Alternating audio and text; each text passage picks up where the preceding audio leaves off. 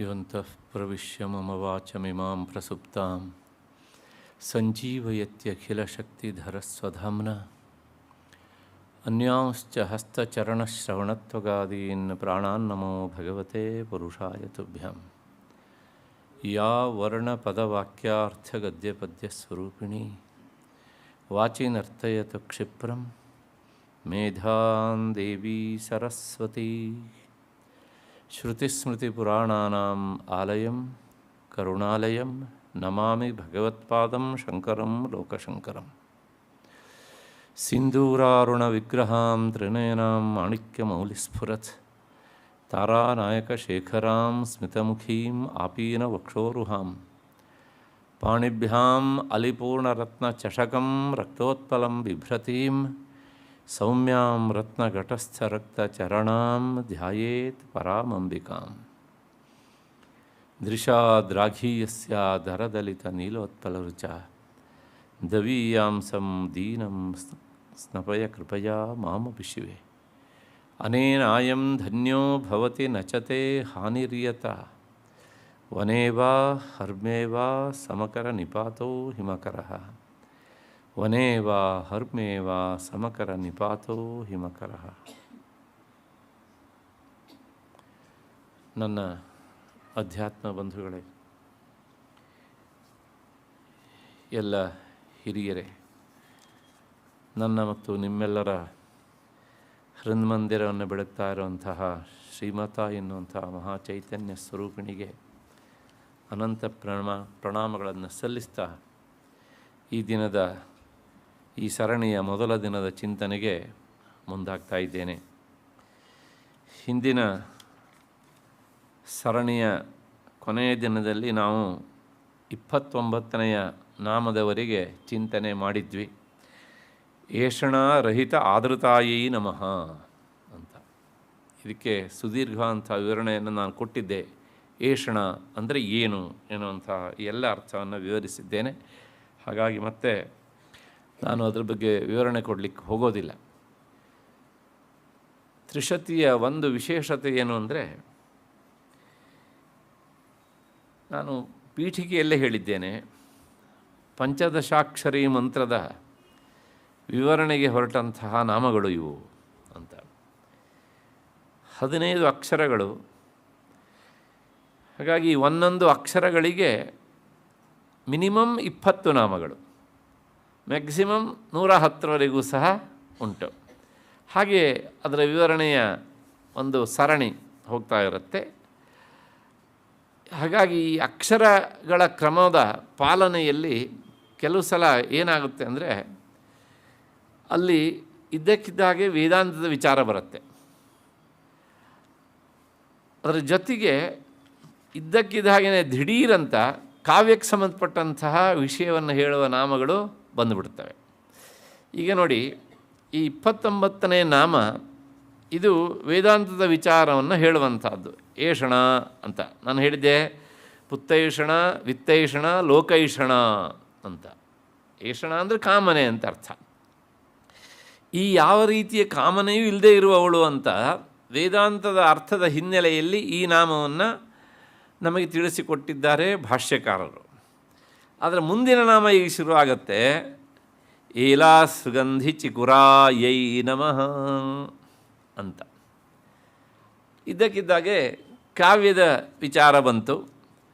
ಅದಕ್ಕಿಂತ ಹೆಚ್ಚಿಗೆ ಈ ನಾಮ ನಮಗೆ ಇಲ್ಲಿ ಈ ರೀತಿಯಾಗಿ ಪರಿಚಯ ಆದರೂ ಸಹ ಈ ನಾಮದಲ್ಲಿ ಹೇಳುವಂತಹ ವಿಷಯ ನಮಗೆ ಪೂರ್ತಿ ಅಪರಿಚಿತ ಅಂತ ಹೇಳೋ ಹಾಗಿಲ್ಲ ನಾವು.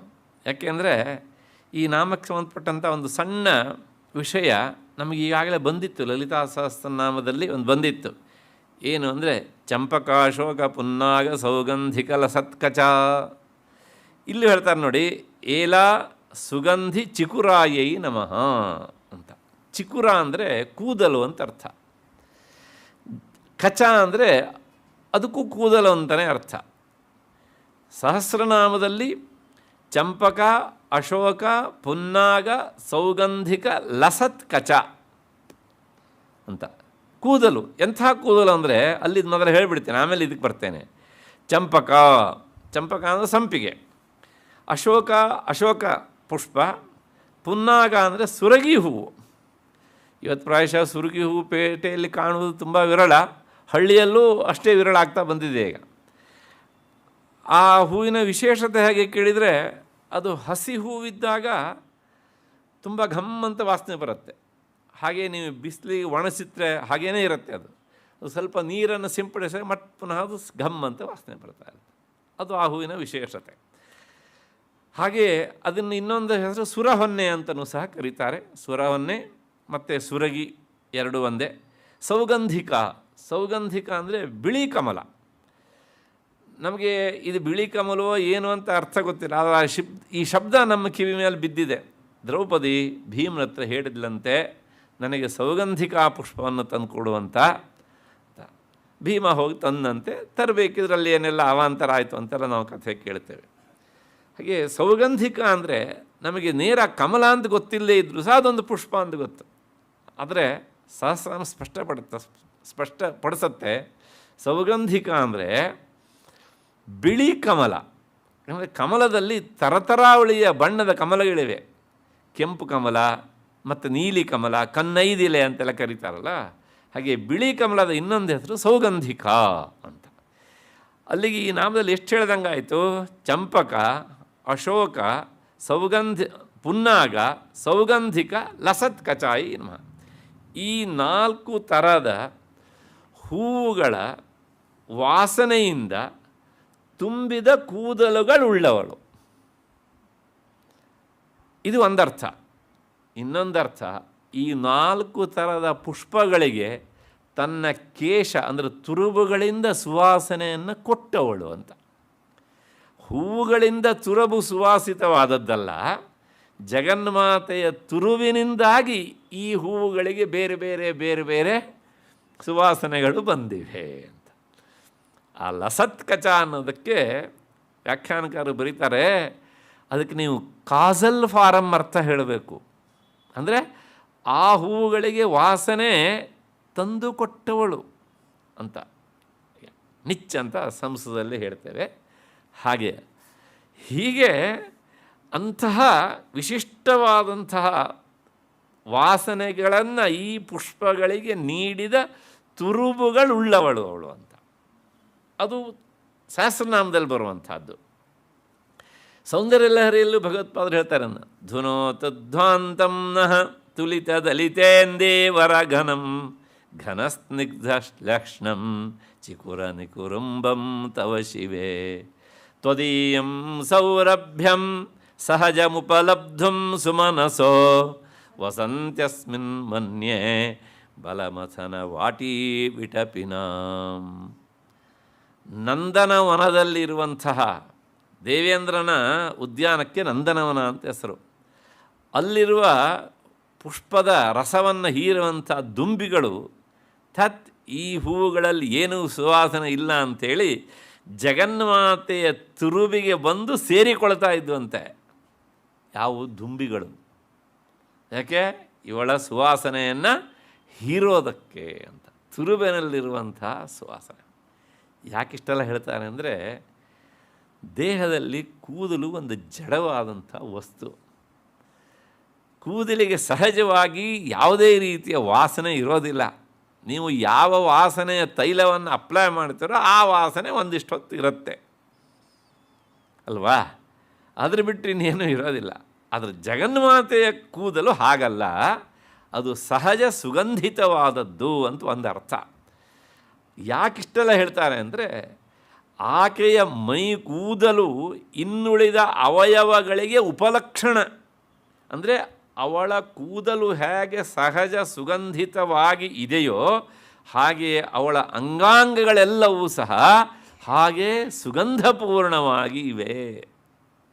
ಹಾಗೆ ಹೇಳೋದರ ಮೂಲಕ ಏನು ಹೇಳಿದಾಗಾಯಿತು ಅಂದರೆ, ಹೊರಗಡೆಯಿಂದ ಯಾವುದೇ ರೀತಿಯ ಕೃತ್ರಿಮವಾದ ಆರ್ಟಿಫಿಷಿಯಲ್ ಆದಂತಹ ಸುಗಂಧ ದ್ರವ್ಯವನ್ನು ಬಳಸಬೇಕಾದ ಅವಶ್ಯಕತೆ ಅವಳಿಗೆ ಇರಲಿಲ್ಲ.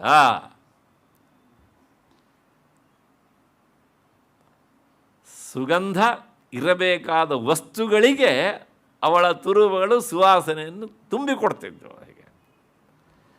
ಹೀಗೆ ಹೇಳೋದಕ್ಕೆ ಹೊರಟಿದೆ ಈ ನಾಮ. ನಾನಿನ್ನೂ ಸಹ ತ್ರಿಶತಿಯ ನಾಮಕ್ಕೆ ಬಂದಿಲ್ಲ. ಇದಿಷ್ಟು ಲಲಿತಾ ಸಹಸ್ರನಾಮ ಮತ್ತು ಸೌಂದರ್ಯಾಲಯದ ಹಿನ್ನೆಲೆಯಲ್ಲಿ. ಈಗ ನೋಡೋಣ, ಇಲ್ಲಿ ಹೇಳ್ತಾರೆ ಅವರು, ಏಲಾ ಸುಗಂಧಿ ಚಿಕುರ. ಜಗನ್ಮಾತೆಯ ತುರುಬಿನ ವಾಸನೆ ಹೇಗುಂಟು ಹೇಳಿದರೆ, ಏಲಕ್ಕಿ, ಏಲ ಅಂದರೆ ಏಲಕ್ಕಿ, ಸುಗಂಧಿ ಅದರಿಂದ ಸುವಾಸಿತವಾದಂಥದ್ದು. ಅಂದರೆ ಏಲಕ್ಕಿ ಅಂದರೆ ಏಲಕ್ಕಿ ಬಾಳೆ ಅಲ್ಲ, ಕಾರ್ಡಮೆಮ್ ಅಂತ ಹೇಳ್ತೇವಲ್ಲ ಅದು. ಅದನ್ನು ಬಿಡಿಸಿದರೆ, ಜಜ್ಜಿದರೆ ಘಮ್ ಅಂತ ಸುವಾಸನೆ ಬರ್ತಾ ಇರುತ್ತೆ. ಅಂತಹ ಸುವಾಸನೆಯುಳ್ಳ ತುರುಬಿನಿಂದ ಕೂಡಿದವಳಾದ್ದರಿಂದ ಅವಳು ಏಲಾ ಸುಗಂಧಿ ಚಿಕುರ. ನನಗೆ ಈ ಮಾತನ್ನು ಹೇಳುವಾಗ ಒಂದು ಕವಿಯ ಮಾತು ನೆನಪಿಗೆ ಬರ್ತದೆ. ಲಲಿತಾ ಸಹಸ್ರನಾಮದ ವ್ಯಾಖ್ಯಾನದಲ್ಲೇ ಭಾಸ್ಕರ ರಾಯರು ಇದನ್ನು ಉಲ್ಲೇಖ ಮಾಡಿದ್ದಾರೆ. ಒಬ್ಬ ಕವಿ ಕೇಳ್ತಾನೆ, ಅವನಿಗೆ ಈ ತ್ರಿಶತಿಯಲ್ಲಿ ಹೇಳಿದಂತಹ ಜಗನ್ಮಾತೆಯ ತುರುಬಿನ ಸುವಾಸನೆ ಗೊತ್ತಿಲ್ಲ. ಅವನು ದುಂಬಿ ಹತ್ರ ಕೇಳ್ತಾನೆ, ಏನಂತ? ಜಾನಾಸಿ ಪುಷ್ಪ ಗಂಧಾನ್ ಭ್ರಮರ ತ್ವಂ ಬ್ರೂಹಿ ತತ್ವಂ ಮೇ ದೇವ್ಯಾಹ ಕೇಶಕಲಾಪೆ ಗಂಧ ಕೇನೋಪಮೀಯೇತ್. ಈಗ ಅವಳ ತುರುಬಿನಲ್ಲಿ ಏನೇನುಂಟು ಅಂತಂದರೆ ಚಂಪಕ ಮತ್ತು ಅಶೋಕ, ಪುನ್ನಾಗ, ಸೌಗಂಧಿಕ ಇಷ್ಟೆಲ್ಲ ಹೇಳಿದ್ವಲ್ಲ. ಈ ಎಲ್ಲ ಹೂವುಗಳಿಗೂ ಸಹ ಸುವಾಸನೆಯನ್ನು ತುಂಬಿಕೊಡುವ ಶಕ್ತಿ ಅವಳ ತುರುಬಿಗೆ ಉಂಟು ಅಂತ ಆದರೆ ಕವಿ ಕೇಳ್ತಾನೆ, ಹಾಗಿದ್ದರೆ ಜಗನ್ಮಾತೆಯ ತುರುಬಿನ ಅಂದರೆ ಕೇಶಪಾಶಗಳಲ್ಲಿ ಇರುವಂತಹ ನಿಜವಾದ ಸುವಾಸನೆ ಯಾವುದಪ್ಪ? ಭ್ರಮರ, ದುಂಬಿ, ಹೇಳು ನೀನು. ಯಾಕೆ ಅಂದರೆ ನೀನು ಹೂವಿನಿಂದ ಹೂವಿಗೆ ಸದಾ ಸಂಚರಿಸುವವನು. ಹಾಗಾಗಿ ನಿನಗೆ ಎಲ್ಲ ಹೂವುಗಳ ಸುವಾಸನೆ ಪರಿಚಿತವಾದದ್ದು. ಹಾಗೆಯೇ ಜಗನ್ಮಾತೆಯ ತುರುಬನ್ನು ಈಗಾಗಲೇ ಏರಿದವನು ನೀನು. ಎಷ್ಟೋ ಸಲ ನಂದನವನಿಂದ ಈಗ ತಾನೇ ಬರ್ತವೆ ಅಂತ ಹೇಳಿದ್ನಲ್ಲ ಹಾಗೆ. ಹಾಗಾಗಿ ಜಗನ್ಮಾತೆಯ ತುರುಬಿನ ಮೂಲ ವಾಸನೆ ಯಾವುದು? ಯಾವ ಹೂವಿನ ಸುವಾಸನೆಯ ಜೊತೆಗೆ ಅದನ್ನು ನಾವು ಹೋಲಿಸಬಹುದು ಅಂತ ನೋಡಿ. ಅದನ್ನು ಕೇಳ್ತಾನೆ ಎಷ್ಟು ಸೊಗಸಾಗಿ. ಜಾನಾಸಿ ಪುಷ್ಪ ಗಂಧಾನ್, ಜಗನ್ಮಾತೆಯ ತುರುಬಿನಲ್ಲಿ ಯಾವ ಹೂವಿನ ವಾಸನೆ ಉಂಟು? ಭ್ರಮರ. ತ್ವಂ ಬ್ರೂಹಿ ತತ್ವಂ ಮೇ. ಏ ಭ್ರಮರ, ದುಂಬಿ, ನನಗೆ ನೀನು ಅದನ್ನು ಹೇಳು. ಯಾಕೆ ಕೇಳಿದರೆ ನೀನು ಹಲವು ಹೂವನ್ನು ಸಂಚರಿಸುವವನು. ದೇವ್ಯಾಹ ಕೇಶಕಲಾಪೆ, ಜಗನ್ಮಾತೆ ತುರುಬಿನಲ್ಲಿ ಇರುವ ಗಂಧವನ್ನು ನಾವು ಯಾವ ಹೂವಿನ ಜೊತೆಗೆ ಹೋಲಿಸಿ ನೋಡಬಹುದು. ಏಕೆಂದರೆ ನೀನು ಹೇಳಿದರೆ ಜಗನ್ಮಾತೆ ತುರುಬನ್ನಂತೂ ಮೂಸುವ ಭಾಗ್ಯ ನಮಗಿಲ್ಲ. ಇಂತಹ ಸುವಾಸನೆ ಇದೆ ಅಂತ ಹೇಳಿದರೆ ಆ ಹೂವಿನ ಹತ್ರ ಹೋಗಿ ನಿಂತು ಅದನ್ನು ನಾನು ಸೇವಿಸಿ, ಇದು ಜಗನ್ಮಾತೆಯ ಕೇಶ ಪಾಶದಲ್ಲಿರುವಂಥ ಸುವಾಸನೆ ಅಂತ ನಾನು ಭಾವಿಸಿಕೊಳ್ತೇನೆ. ಅಲ್ಲಿ ಕವಿ ಈ ರೀತಿಯಾಗಿ ದುಂಬಿ ಹತ್ರ ಕೇಳ್ತಾನೆ. ಆ ದುಂಬಿ ಅವನಿಗೆ ಉತ್ತರ ಕೊಟ್ಟಿತೋ ಬಿಟ್ಟಿತೋ ಗೊತ್ತಿಲ್ಲ, ಅದರ ತ್ರಿಶತಿ ಅಂತೂ ಉತ್ತರ ಕೊಡುತ್ತೆ. ಏಲಾ ಸುಗಂಧಿ ಚಿಕುರಾಯೈ ನಮಃ. ಏಲಕ್ಕಿಯ ಸುವಾಸನೆಯಿಂದ ತುಂಬಿದಂತಹ ಸುವಾಸನೆ ಉಳ್ಳ ತುರುಬಿನವಳು ಅಂತ ಇದು ದೃಷ್ಟಾಂತ ಕೊಡ್ತಾರೆ. ಏಲಾವದಿತಿ ದೃಷ್ಟಾಂತ ಪ್ರದರ್ಶನಂ ಸೌಗಂಧ್ಯ ಮಾತ್ರ ಸದ್ಭಾವ ಪ್ರದರ್ಶನೇನ ಆಕಲಿತ ದಿವ್ಯ ಪರಿಮಳ ಸದ್ಭಾವೇ ಹೇತು. ಅಂದರೆ ಇದು ದೃಷ್ಟಾಂತ ವಾಸ್ತವಿಕವಾಗಿ ಈ ದೃಷ್ಟಾಂತವೂ ಸರಿ ಅಲ್ಲ, ಲೋಕದ ಜನರಿಗೆ ಅರ್ಥ ಆಗಲಿ ಅನ್ನುವ ದೃಷ್ಟಿಯಿಂದ ಅದು ಹೇಳಿದ್ದು. ಯಾಕೆಂದರೆ ಅವಳ ತುರುಬು ಪ್ರಾಕೃತ ಸ್ತ್ರೀಯರ ತುರುಬಿನಂತೆ ಇರುವಂಥದ್ದಲ್ಲ. ಹಾಗಾಗಿ ಅವಳ ತುರುಬಿನ ಸುವಾಸನೆಗೆ ನಿಜವಾದ ಅರ್ಥದಲ್ಲಿ ಉಪಮಾನವೇ ಅಥವಾ ದೃಷ್ಟಾಂತವೇ ಇಲ್ಲ. ಆದರೂ ಸಹ ಪದಾರ್ಥಾಂತರಸ್ಯ ಇನ್ನೊಂದು ಉದಾಹರಣೆ ಇಲ್ಲದೇ ಇದ್ದಿದ್ದರಿಂದ ನಮಗೆಲ್ಲರಿಗೂ ಪರಿಚಿತವಾದಂಥ ಈ ವಸ್ತುವನ್ನು ಇಟ್ಕೊಂಡು ಈ ಸಂದರ್ಭದಲ್ಲಿ ಒಂದು ಉಪಮಾನ ಅಂತ ಅರ್ಥ ಮಾಡಿಸೋದಕ್ಕೆ ಹೇಳಿದ್ದು ಅಂತ ಹೇಳಿ ಅವರು ಸಮಾಧಾನವನ್ನು ಕೊಡ್ತಾರೆ ಭಾಷ್ಯಕಾರರು. ಸುಗಂಧಾಹ ಅಂತಹ ಕೂದಲುಳ್ಳವಳು ಅಂತ ಅರ್ಥ. ಯಾಕೆಂದರೆ ನಿಜವಾಗಿಯೂ ಸಹ ಏಲಕ್ಕಿಯಿಂದಾಗಿ ಅವಳ ತುರುಬಿಗೆ ವಾಸನೆ ಬಂದದ್ದಲ್ಲ, ಇದು ನೆನ್ಪಿಟ್ಕೊಳ್ಬೇಕು. ಅವ್ರು ಹೇಳ್ತಾರೆ, ಸ್ವಭಾವ ಸಿದ್ಧ ದಿವ್ಯ ಪರಿಮಳಶಾಲಿ ಸರ್ವಾಂಗ ಸೌರಭ್ಯವತಿ. ಸಹಜವಾಗಿಯೇ ಅವಳ ದೇಹದಲ್ಲಿ ಆ ಸುವಾಸನೆ ಕಂಪಿಸಿ ಹೊರಸೂಸ್ತಾ ಇತ್ತು. ಹಾಗಾಗಿ ಈ ಕೇಶದ ಸುವಾಸನೆ ಇನ್ನುಳಿದಂಥ ಎಲ್ಲ ಅವಯವಗಳ ಒಂದು ವಿಷಯಕ್ಕೆ ಉಪಲಕ್ಷಣ. ಅಂದರೆ ಆ ಎಲ್ಲ ಅವಯವಗಳ ಪ್ರತಿನಿಧಿಯಾಗಿ ತುರುಬನ್ನು ಮಾತ್ರ ಹೇಳಿದ್ದೇವೆ. ಹಾಗಾಗಿ ನೀವು ತುರುಬಿನ ವಿಷಯವನ್ನು ಕೇಳಿದ ಮೇಲೆ ಜಗನ್ಮಾತೆ ಇನ್ನುಳಿದ ಅಂಗಗಳ ಸುಗಂಧದ ಬಗ್ಗೂ ಸಹ ಹಾಗೆ ತಿಳಿದುಕೊಳ್ಳಬೇಕು ಎನ್ನುವಂಥದ್ದು ಈ ನಾಮಕ್ಕೆ ಸಂಬಂಧಪಟ್ಟ ಒಂದಿಷ್ಟು ವಿಚಾರ. ಮುಂದಿನ ನಾಮ ಏನಃ ಕೂಟ ವಿನಾಶಿನ್ಯೈ ನಮಃ.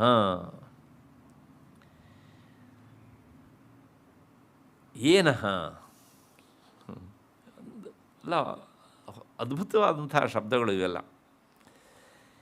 ಕೂಟ ವಿನಾಶಿನಿ ಏನು ಹಾಗಂದರೆ, ಏನ ಅನ್ನೋದಕ್ಕೆ ಸಂಸ್ಕೃತದಲ್ಲಿ ಪಾಪ ಅಂತ ಅರ್ಥ.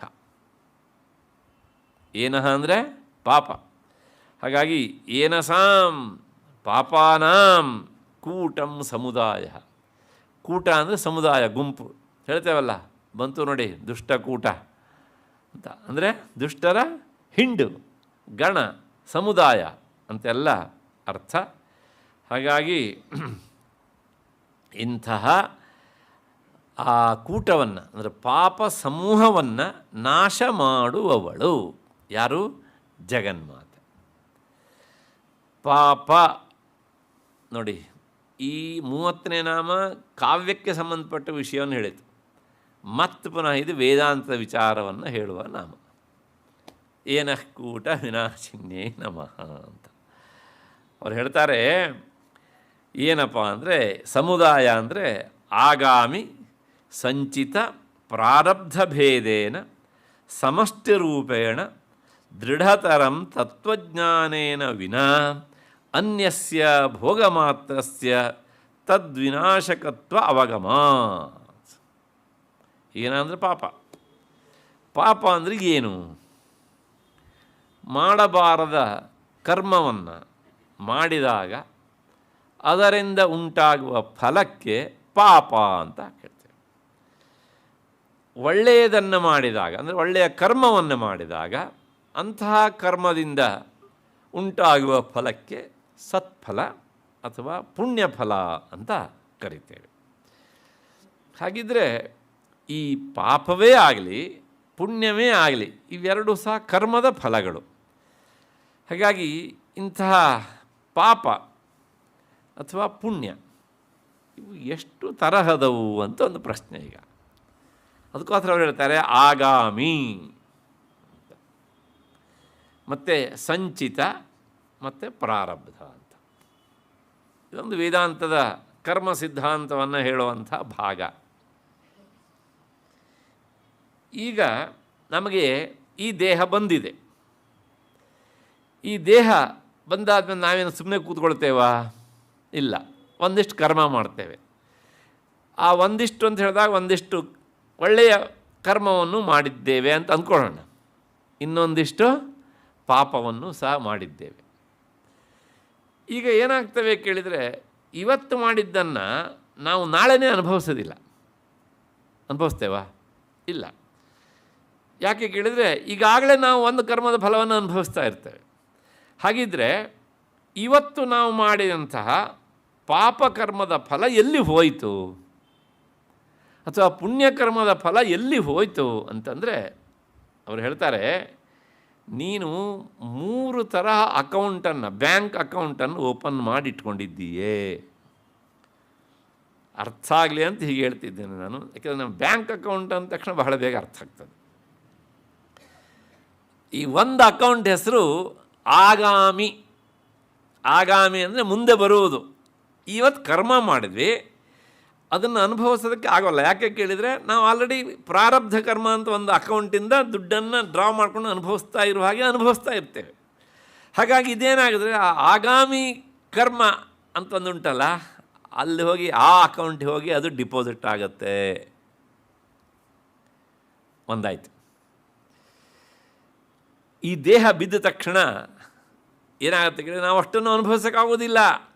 ಅದೆಲ್ಲದು ಹೋಗಿ ಹಾಗೆ ಹೆಂಗೇನೆ ಹಿಂದ್ಗಡೆಯಿಂದ ಬಂದು ಇನ್ನು ನಮ್ಮದೇ ಇನ್ನೊಂದು ಅಕೌಂಟ್ ಇದೆ, ಸಂಚಿತ ಕರ್ಮ ಅಂತ, ಹೋಗಿ ಆ ಅಕೌಂಟಿಗೆ ಕ್ರೆಡಿಟ್ ಆಗಿಬಿಡುತ್ತೆ. ದೇಹ ಇರುವವರೆಗೂ ಆಗಾಮಿ, ಬಿದ್ದ ತಕ್ಷಣ ಅದು ಸಂಚಿತ ಕರ್ಮ ಆಗಿಬಿಡ್ತದೆ. ಬಿದ್ದ ತಕ್ಷಣ ಅಂದರೆ ಮತ್ತೆ ಪುನಃ ಇನ್ನೊಂದು ಜನ್ಮ ಬರ್ತದಲ್ಲ, ಆವಾಗ ಅದು ಹಿಂದಿನದು ಆಗ್ತದೆ. ಹಾಗಿದ್ರೆ ಪ್ರಾರಬ್ಧ ಕರ್ಮ. ಪ್ರಾರಬ್ಧ ಕರ್ಮ ಅಂದರೆ ಆ ಸಂಚಿತ ಕರ್ಮದಿಂದ ಒಂದೊಂದೇ ಕರ್ಮವನ್ನು ತೆಗೆದುಕೊಂಡು ಅನುಭವಿಸ್ತಾ ಇರ್ತೇವೆ ನಾವು. ಸಂಚಿತ ಕರ್ಮದ ರಾಶಿ, ಅದು ದೊಡ್ಡ ಮೂಟೆ ಅದೀಗ. ಅದರೊಳಗೆ ಒಂದೊಂದೇ ಕರ್ಮ ಯಾವ್ಯಾವುದು ಬಲವಾಗಿರುತ್ತೋ ಅದು ಫಲ ಕೊಡ್ತಾ ಇರುತ್ತೆ, ನಾವು ಅನುಭವಿಸ್ತಾ ಇರ್ತೇವೆ ಹೀಗೆ ಅಂತ. ಅಲ್ಲಿಗೆ ಇದೊಂದು ವೃತ್ತ ಕರ್ಮ. ಈ ದೇಹದ ಮೂಲಕ ಮಾಡಿದ್ದು ಈ ದೇಹ ಇರುವವರೆಗೂ ಸಹ ಅದು ಆಗಾಮಿ ಅಷ್ಟೇ. ದೇಹ ಬಿದ್ದೋದ್ಮೇಲೆ ಅದೇನಾಗುತ್ತೆ, ಸಂಚಿತ ಕರ್ಮ ಅಂತ ಆಗಿಬಿಡುತ್ತೆ. ಅಂದರೆ ಇನ್ನೊಂದು ದೇಹ ಬರೋಷ್ಟೊತ್ತಿಗೆ ಅದು ಸಂಚಿತ ಕರ್ಮ ಆಗಿಬಿಡುತ್ತೆ. ಸಂಚಿತ ಕರ್ಮ, ಆ ಸಂಚಿತ ಕರ್ಮದಲ್ಲಿ ನಾವು ಒಂದನ್ನು ಅನುಭವಿಸ್ತಾ ಇರ್ತೇವೆ. ದಟ್ ಈಸ್ ಕಾಲ್ಡ್ ಪ್ರಾರಬ್ಧ ಕರ್ಮ. ಇವಾಗ ಆರ್ಡರ್ ಹೇಳಬೇಕು ಅಂದರೆ ಸಂಚಿತ, ಪ್ರಾರಬ್ಧ, ಆಗಾಮಿ, ಈ ಮೂರು ತರಹದ ಕರ್ಮಗಳು. ಈ ಮೂರು ತರಹದ ಕರ್ಮಗಳನ್ನೇ ನಾವು ಏನಂತ ಕರಿತೇವೆ ಅಂದರೆ ಸಂಚಿತ, ಪ್ರಾರಬ್ಧ, ಆಗಾಮಿ ಅಂತ ನಾವು ಹೇಳ್ತೇವಲ್ಲ. ಕೆಲವು ಸಲ ತುಂಬ ತಡಿಲಿಕ್ಕೆ ಆಗದೇ ಇರುವಷ್ಟು ನೋವಾದಾಗ ನಾನು ಯಾವ ಜನ್ಮದಲ್ಲಿ ಏನು ಕರ್ಮ ಮಾಡಿದ್ನೋ ನನ್ನ ಪ್ರಾರಬ್ಧ ಅಂದರೆ ಇವಾಗ ಅದನ್ನು ಅನುಭವಿಸ್ತಾ ಇದ್ದೇನೆ ಅಂತ. ಪ್ರಾರಬ್ಧ ಅಂದರೆ ಇನ್ನೇನಿಲ್ಲ, ನಾವು ಮಾಡಿದ ಕರ್ಮದ ಫಲವನ್ನು ಅನುಭವಿಸ್ತಾ ಇರುವಂಥ ಕಾಲ. ದಟ್ ಈಸ್ ಕಾಲ್ಡ್ ಪ್ರಾರಬ್ಧ. ಅಂದರೆ ಆ ಕರ್ಮ ಪ್ರಾರಬ್ಧ, ಆರಬ್ಧ ಆಗಿದೆ ಫಲ ಕೊಡೋದಕ್ಕೆ ಅಂತ. ನಾವು ಅದನ್ನು ಬೈಗಳವಾಗಿ ಉಪಯೋಗಿಸ್ತೇವೆ. ಅಯ್ಯೋ ಪ್ರಾರಬ್ಧದ್ದೇ, ಅದು ಅದೇ ಅರ್ಥ ಅಂದರೆ ನನಗೆ ನೀನು ಇವಾಗ ಈ ರೀತಿಯಾಗಿ ಅಟಕಾಯಿಸ್ಕೊಂಡಿದ್ದೀವಿ ಅಂತ ಬೆಂಗಳೂರು ಭಾಷೆಯಲ್ಲಿ ಹೇಳಬೇಕು ಅಂದರೆ. ಹೀಗೆ ಪ್ರಾರಬ್ಧ ಅಂತ ಬೈಗಳಲ್ಲ, ನಾವು ಮಾಡಿದಂತಹ ಕರ್ಮ ಅದು ಒಳ್ಳೆಯದಾದರೂ ಇರಲಿ ಕೆಟ್ಟದ್ದಾದರೂ ಇರಲಿ ಫಲ ಕೊಡಲಿಕ್ಕೆ ಪ್ರಾರಂಭ ಆದದ್ರಿಂದ ಅದಕ್ಕೆ ಪ್ರಾರಬ್ಧ ಅಂತ ಕರಿತೇವೆ. ಆಯಿತು. ಜಗನ್ಮಾತೆ ಇಂತಹ ಈ ಮೂರು ತರಹದ ಕರ್ಮಗಳನ್ನು ಸಹ ನಾಶ ಮಾಡುವವಳು. ಯಾವುದರ ಮೂಲಕ ಅಂದರೆ ಹೇಳ್ತಾರೆ, ತತ್ವಜ್ಞಾನೇನ ವಿನಾ ಅನ್ಯಸ್ಯ ಭೋಗ ಮಾತ್ರಸ್ಯ ತದ್ವಿನಾಶತ್ವ ಅವಗಮಾತ್.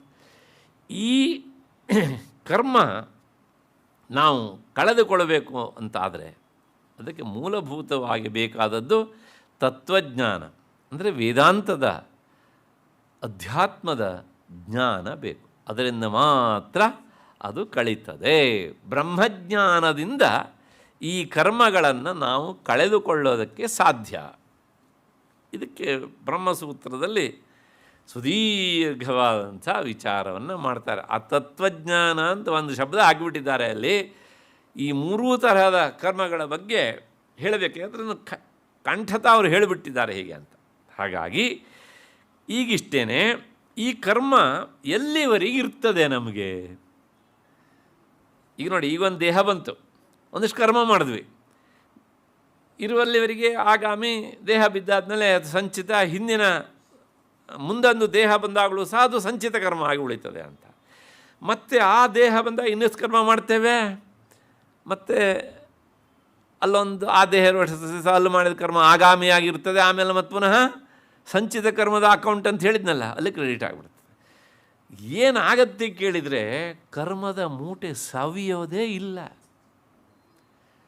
ನಾವು ಪ್ರತಿ ಜನ್ಮ ಬಂದಾಗಲೂ ಸಹ ಆ ಕರ್ಮದ ಮೂಟೆಗೆ ಒಂದಿಷ್ಟು ತುಂಬುತ್ತಾನೆ ಇರ್ತೇವೆ ಅಷ್ಟೇ ಹೊರತು ಸಹ ಮೈನಸ್ ಅನ್ನೋದು ಇಲ್ಲವೇ ಇಲ್ಲ. ಎಲ್ಲಿವರೆಗೆ ಕರ್ಮ ಕ್ಷಯ ಆಗುವುದಿಲ್ವೋ ಅಲ್ಲಿಯವರೆಗೆ ಈ ಹುಟ್ಟು ಸಾವುಗಳ ಶೃಂಖಲೆಯಿಂದ ಬಿಡಿಸ್ಕೊಳ್ಳೋದಕ್ಕೆ ಆಗೋದಿಲ್ಲ. ದಟ್ ಮೀನ್ಸ್ ಮೋಕ್ಷ ಎನ್ನುವುದು ದೂರವೇ. ಸಾಲದ್ದಕ್ಕೆ ನಾವು ಯಾವುದೇ ಕೆಲಸವನ್ನು ಮಾಡಿದರೂ ಸಹ ಮಾಡುವ ಕರ್ಮದಲ್ಲಿ ಸಂಕಲ್ಪದಲ್ಲಿ ಮೋಕ್ಷ ಒಂದನ್ನು ಬಿಟ್ಟು ಮಿಕ್ಕಿದ್ದೆಲ್ಲ ಸಂಕಲ್ಪದಲ್ಲಿ ಸೇರಿಸ್ತೇವೆ ನಾವು. ಜ್ಞಾನ ವೈರಾಗ್ಯ ಬರಲಿ ಅಂತ ನಾವು ಯಾರಾದರೂ ಕೇಳ್ತೇವಾ? ಕೇಳೋದಿಲ್ಲ. ಯಾಕೆ ಅಂತ ಕೇಳಿದರೆ, ಅಕಸ್ಮಾತ್ ಕೇಳಿ ವೈರಾಗ್ಯ ಬಂದುಬಿಟ್ರೆ ನಾಳೆಯಿಂದ ಉಪನ್ಯಾಸ ಕೇಳೋದು ಬೇಡ ಅಂತ ಅನಿಸ್ಬಿಟ್ರೆ, ಅಷ್ಟೇ ಅಲ್ಲ, ವೈರಾಗ್ಯ ಬಂದುಬಿಟ್ರೆ ನಾನೇ ಗಳಿಸಿದ ದುಡ್ಡನ್ನು ಏನು ಮಾಡಬೇಕು? ಅದು ದೊಡ್ಡ ಸಮಸ್ಯೆ ಅಲ್ವಾ? ಯಾರು ಎಂಜಾಯ್ ಮಾಡೋರು ಅದನ್ನು? ಹಾಗಾಗಿ ಯಾವುದಾದ್ರೂ ಬರಲಿ, ಆ ವೈರಾಗ್ಯ ಬೇಡ. ಇದು ನಮ್ಮ ಹಣೆ ಬರ ಹಾಕಿ ಕುಳಿತಿದೆ. ವೈರಾಗ್ಯ ಇಲ್ಲದೇನೆ ಜ್ಞಾನ ಮಾರ್ಗದಲ್ಲಿ ಪ್ರವೃತ್ತಿ ಆಗೋದಿಲ್ಲ. ಅಲ್ಲಿಗೆ ಏನಾಯಿತು? ಈ ಕರ್ಮದ ಮೂಟೆ ಜನ್ಮ ಬಂದಾಗಿನಿಂದಲೂ ಸಹ ಬೆಳೀತಾನೇ ಇರ್ತದೆ. ಹೀಗೆ ಈ ವಿಚಾರವನ್ನಿಟ್ಕೊಂಡು ಸುದೀರ್ಘವಾಗಿ ಬ್ರಹ್ಮಸೂತ್ರದಲ್ಲಿ ವಿಚಾರ ಮಾಡಿದ್ದಾರೆ. ಈ ಕರ್ಮಫಲ ಕ್ಷಯಿಸತ್ತ ಅಥವಾ ಇಲ್ವ ಅದನ್ನು ಮೊದಲು ಹೇಳಿಬಿಡ್ರಿ. ನಮ್ಮ ಸಮಸ್ಯೆ ಇದು. ಮಾಡಬೇಕಿದ್ರೆ ಯಾರು ಈ ಪ್ರಶ್ನೆ ಕೇಳಲ್ಲ. ಕೇಳ್ತಾರಾ? ಇಲ್ಲ. ಆದರೆ ಮಾಡಿ ಆದಮೇಲೆ ಅನುಭವಿಸ್ತಾ ಇರ್ತೇವಲ್ಲ, ಆವಾಗ ನಮಗೆ ಇದು ಕ್ಷಯ ಆಗತ್ತಾ ಇಲ್ವಾ? ಕ್ಷಯ ಆಗಲಿಕ್ಕೆ ಏನು ಮಾಡಬೇಕು? ಇನ್ನೊಂದು ಕರ್ಮ ಜ್ಯೋತಿಷಿಗಳ ಹತ್ರ ಹೋಗಿದ್ರೆ ಅವ್ರು ಹೇಳ್ತಾರೆ, ಅದರಿಂದ ಮತ್ತೊಂದಿಷ್ಟು ಬಂದು ಸೇರ್ಕೊಳ್ತು. ಯಾಕೆ ಅಲ್ಲೂ ಸಹ ಕರ್ಮಕ್ಕಿಂತ ಇಷ್ಟುದ್ದ ಸಂಕಲ್ಪ ಮಾಡ್ತೇವೆ ನಾವು. ಹಾಗಾಗಿ ಈ ಕರ್ಮದ ಮೂಟೆ ಎನ್ನುವಂಥದ್ದು ಸುಮಾರಿಗೆ ಹೋಗುವುದಿಲ್ಲ ಸಮಯದಲ್ಲಿ. ಅದಕ್ಕೋಸ್ಕರ ಕೇಳ್ತಾರೆ ಅವರು, ಏನು ಅಂತಂದರೆ ಇದು ಸವಿಯತ್ತ ಇಲ್ವ, ಎಲ್ಲಿವರೆಗಿರುತ್ತೆ ಅಂತ ಪ್ರಶ್ನೆ. ಅದಕ್ಕೆ ನೇರವಾಗಿ ಉತ್ತರ ಹೇಳ್ತಾರೆ, ತದಧಿಗಮ ಉತ್ತರ ಪೂರ್ವಾಘಯೋ ಅಶ್ಲೇಷ ವಿನಾಶೌ ತದ್ವ್ಯಪದೇಶಾತ್ ಅಂತ ಒಂದು ಸೂತ್ರ ಬ್ರಹ್ಮಸೂತ್ರದಲ್ಲಿ. ತತ್ ಅಂದರೆ ಬ್ರಹ್ಮವಸ್ತು, ಅಂದರೆ ಬ್ರಹ್ಮಜ್ಞಾನ. ಅಧಿಗಮ ಅದು ಬಂದಾಗ ಅಂದರೆ ಆತ್ಮಸ್ವರೂಪವನ್ನು ತಿಳಿದುಕೊಂಡಾಗ, ಉತ್ತರ ಪೂರ್ವಾಘಯೋ ಜ್ಞಾನ ಬಂದ ಮೇಲೆ ಕರ್ಮವನ್ನು ಮಾಡಿದರೆ ಆ ಕರ್ಮ ನಮಗೆ ಅಶ್ಲೇಷ ಫಲವನ್ನು ಕೊಡುವುದಿಲ್ಲ, ಅಂಟುವುದಿಲ್ಲ. ಮತ್ತು ಇನ್ನೊಂದು ಉಂಟಲ್ಲಿ, ಪೂರ್ವ ಹಿಂದೆ ಮಾಡಿದ್ದೇವಲ್ಲ ಸಂಚಿತ ಕರ್ಮ ಅಂತ ಹೇಳಿದ್ನಲ್ಲ, ಆ ಅಘ ಏನಾಗುತ್ತೆ ಕೇಳಿದರೆ ವಿನಾಶ, ನಾಶ ಆಗ್ಬಿಟ್ಟು. ಆತ್ಮಜ್ಞಾನ ಬಂದ ಮೇಲೆ ನೀವು ಯಾವುದಾದ್ರೂ ಕರ್ಮವನ್ನು ಮಾಡಿದ ಪಕ್ಷದಲ್ಲಿ ಮಾಡೋದಿಲ್ಲ. ಅವರು ಸಾಮಾನ್ಯವಾಗಿ ಅವರು ಕರ್ಮ ಮಾಡಿದರೂ ಸಹ ಲೋಕದ ದೃಷ್ಟಿಯಲ್ಲಿ ಕರ್ಮವಾಗಿರುತ್ತೆ, ಅವ್ರ ದೃಷ್ಟಿಯಲ್ಲಿ ಅದು ಕರ್ಮ ಅಲ್ಲ, ಕರ್ಮ ಆಭಾಸ. ಅದು ಆ ಕರ್ಮದ ಫಲ ಅವನಿಗೆ ಅಂಟೋದಿಲ್ಲ. ಅಲ್ಲ, ಅದಕ್ಕೆ ಏನು ರೀ ಗ್ಯಾರಂಟಿ ಅಂತ ಯಾರು ಒಂದು ಅಡ್ಡ ಪ್ರಶ್ನೆ ಕೇಳ್ಬೋದು. ಉಪನಿಷತ್ ಹೇಳುತ್ತೆ, ಯಥಾ ಪುಷ್ಕರ ಪಲಾಶಃ ಆಪೋ ನ ಶ್ಲಿಷ್ಯತೆ ಏವಂ ಏವಂ ವಿಧಿ ಪಾಪಕರ್ಮ ನ ಶ್ಲಿಷ್ಯತೆ ಅಂತ. ಅಲ್ಲ, ದಿನವೂ ಅವನು ಕರ್ಮ ಮಾಡಿದವನಿಗೆ ಕರ್ಮ ಅಂಟೋದಿಲ್ಲ ಅಂತ ಹೇಗೆ ಹೇಳ್ತೀರಿ? ಜ್ಞಾನಿ ಆದವನು ಅಕಸ್ಮಾತ್ ಕರ್ಮ ಮಾಡಿದ್ನಪ್ಪ, ಅವನಿಗೆ ಅಂಟೋದಿಲ್ಲ ಅಂತ ಹೇಗೆ ಹೇಳ್ತೀರಿ? ನಾವು ಮಾಡಿದ ಕರ್ಮದ ಫಲ ನಮಗುಂಟು, ಹಾಗೆ ಅವನಿಗೆ ಇರಬೇಕಲ್ವ? ಹೌದು, ಅವನಿಗೆ ಜ್ಞಾನ ಬಂದು ಬಿಟ್ಟಿದೆ, ಹಾಗೆ ಅಂಟೋದಿಲ್ಲ. ಅದಕ್ಕೊಂದು ದೃಷ್ಟಾಂತ ಕೊಡ್ತಾರೆ. ಹೇಗೆ ಅಂದರೆ, ನೀರಿನಲ್ಲಿಯೇ ಇರುತ್ತೆ ಕಮಲದ ಎಲೆ. ಯಥಾ ಪುಷ್ಕರ ಪಲಾಶಃ, ಪುಷ್ಕರ ಅಂದರೆ ಕಮಲ, ಪಲಾಶ ಅಂದರೆ ಎಲೆ. ಅದು ನೀರಿನಲ್ಲೇ ಇದ್ದರೂ ಸಹ ಆ ಎಲೆ ನೀರನ್ನು ಅಂಟಿಸಿಕೊಳ್ಳೋದಿಲ್ಲ. ಅಂಟಿಸ್ಕೊಳ್ಳುತ್ತಾ? ಇಲ್ಲ. ಆಪಹ ನ ಶ್ಲಿಷ್ಯತೆ ಏವಂ ಏವಂ ವಿಧಿ ಪಾಪಂ ಕರ್ಮ ನ ಶ್ಲಿಷ್ಯತೆ. ಹಾಗೆ ಜ್ಞಾನಿಯಾದವನು ಮಾಡಿದ ಕರ್ಮದ ಫಲ ಅವನಿಗೆ ಅಂಟೋದಿಲ್ಲ.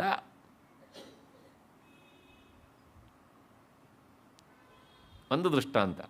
ಇನ್ನೊಂದು ಸುಲಭವಾದ ದೃಷ್ಟಾಂತ ಕೊಡ್ತೇನೆ.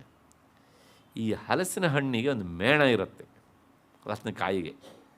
ಅದು ಕೈಗೆ ಅಂಟತ್ತೆ, ಅದು ಬಿಡ್ಸೋಕೆ ಹೋದರೆ.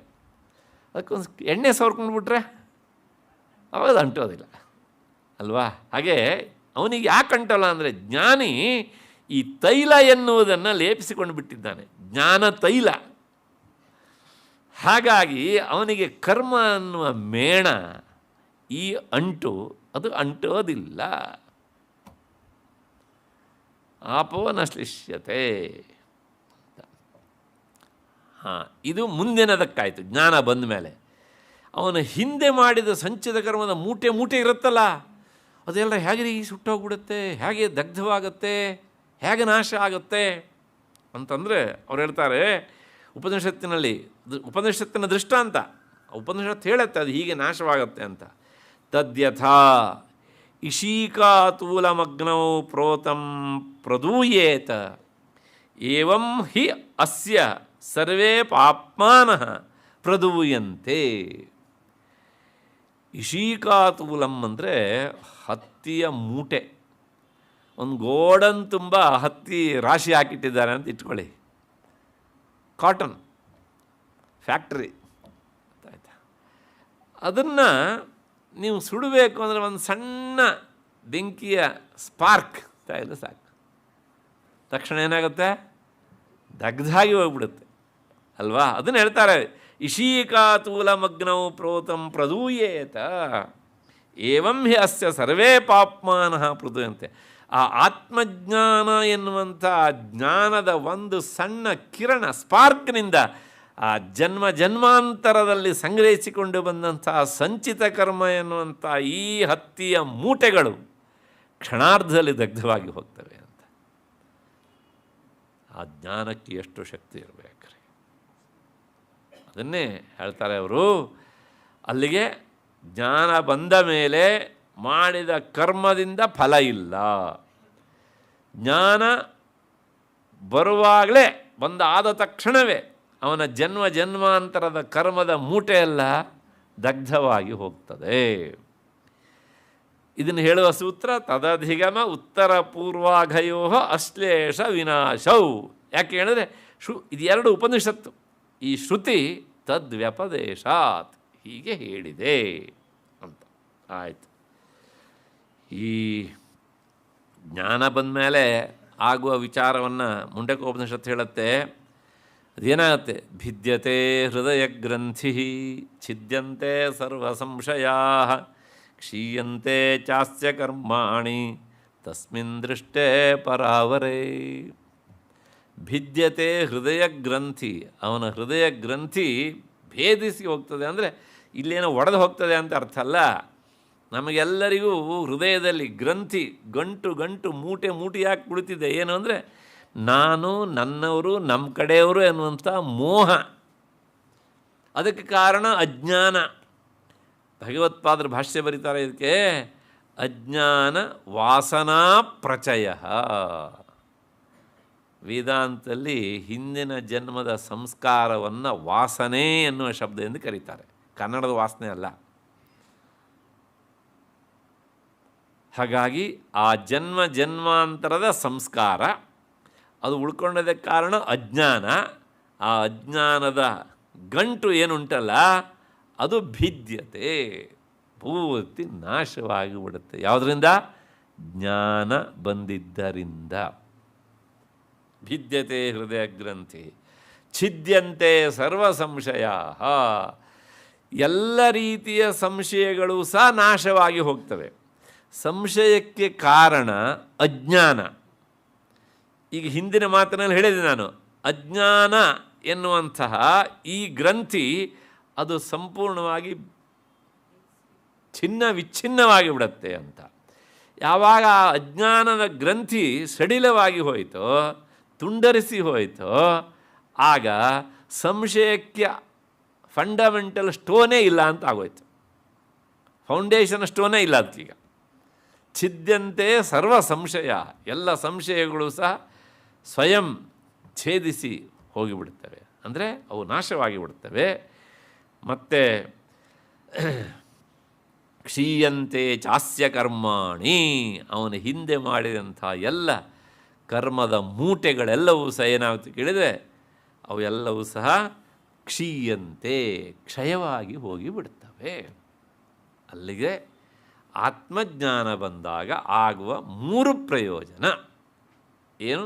ಭಿದ್ಯಂತೆ ಹೃದಯಗ್ರಂಥಿ, ಭಿದ್ಯತೆ ಹೃದಯಗ್ರಂಥಿ, ಛಿದ್ಯಂತೆ ಸರ್ವ ಸಂಶಯ, ಮತ್ತು ಕ್ಷೀಯಂತೆ ಚ ಅಸ್ಯ ಕರ್ಮಾಣಿ.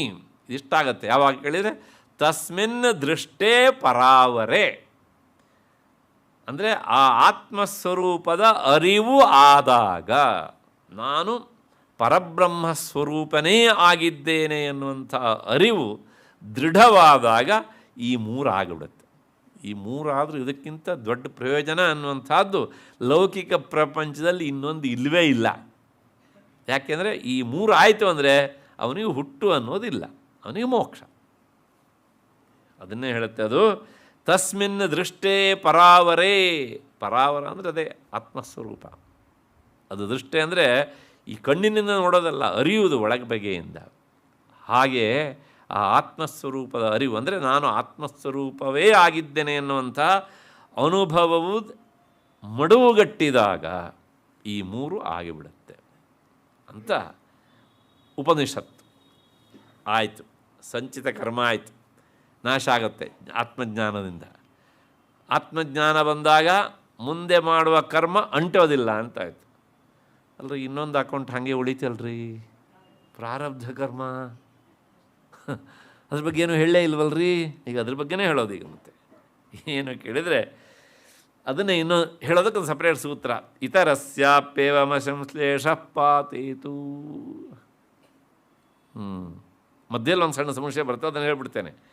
ಅಲ್ಲ, ಆತ್ಮಜ್ಞಾನ ಬಂದಾಗ ಪಾಪಕರ್ಮದ ಫಲ ಮಾತ್ರ ನಾಶವಾಗುತ್ತೋ, ಪುಣ್ಯಕರ್ಮದ ಫಲವೂ ನಾಶವಾಗುತ್ತೋ? ಇದೊಂದು ಮಧ್ಯದಲ್ಲಿ ಪ್ರಶ್ನೆ.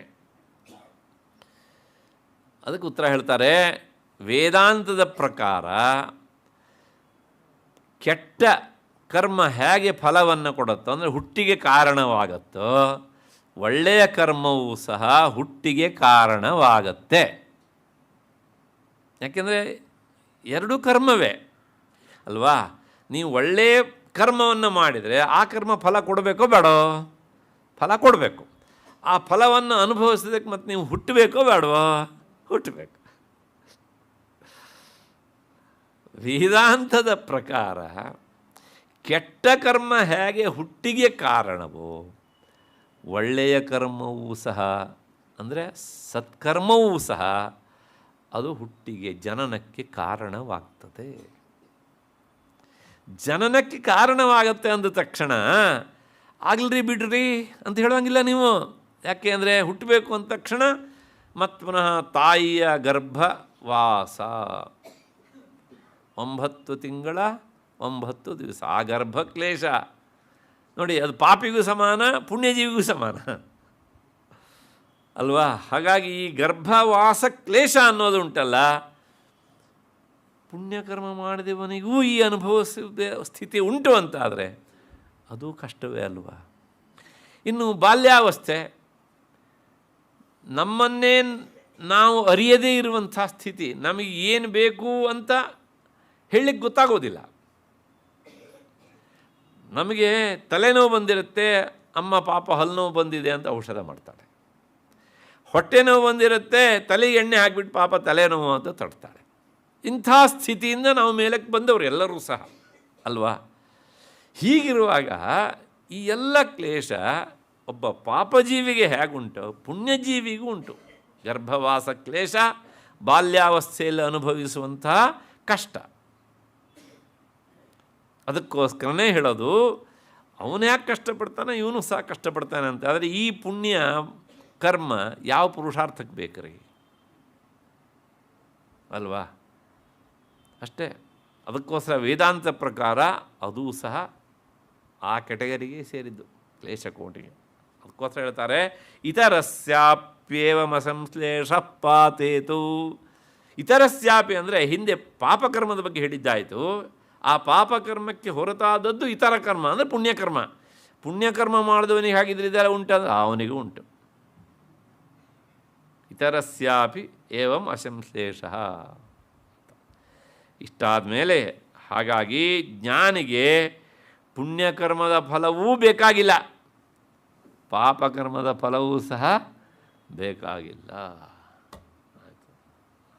ಅದನ್ನು ಹೇಳುತ್ತೆ ಉಪನಿಷತ್ತು, ಉಭೇಕ್ಯೇ ವೈಷ ಏತೇ ತರತಿ.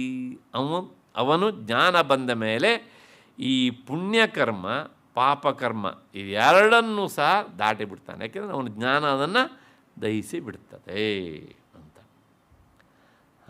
ಈಗ ಪ್ರಾರಬ್ಧ ಕರ್ಮ, ಆ ಪುಣ್ಯಕರ್ಮ ಸಂಚಿತ ಕರ್ಮದಲ್ಲಿ ಪುಣ್ಯವೂ ಉಂಟು ಪಾಪವೂ ಉಂಟು, ಅದನ್ನು ಮರಿಬಾರ್ದು.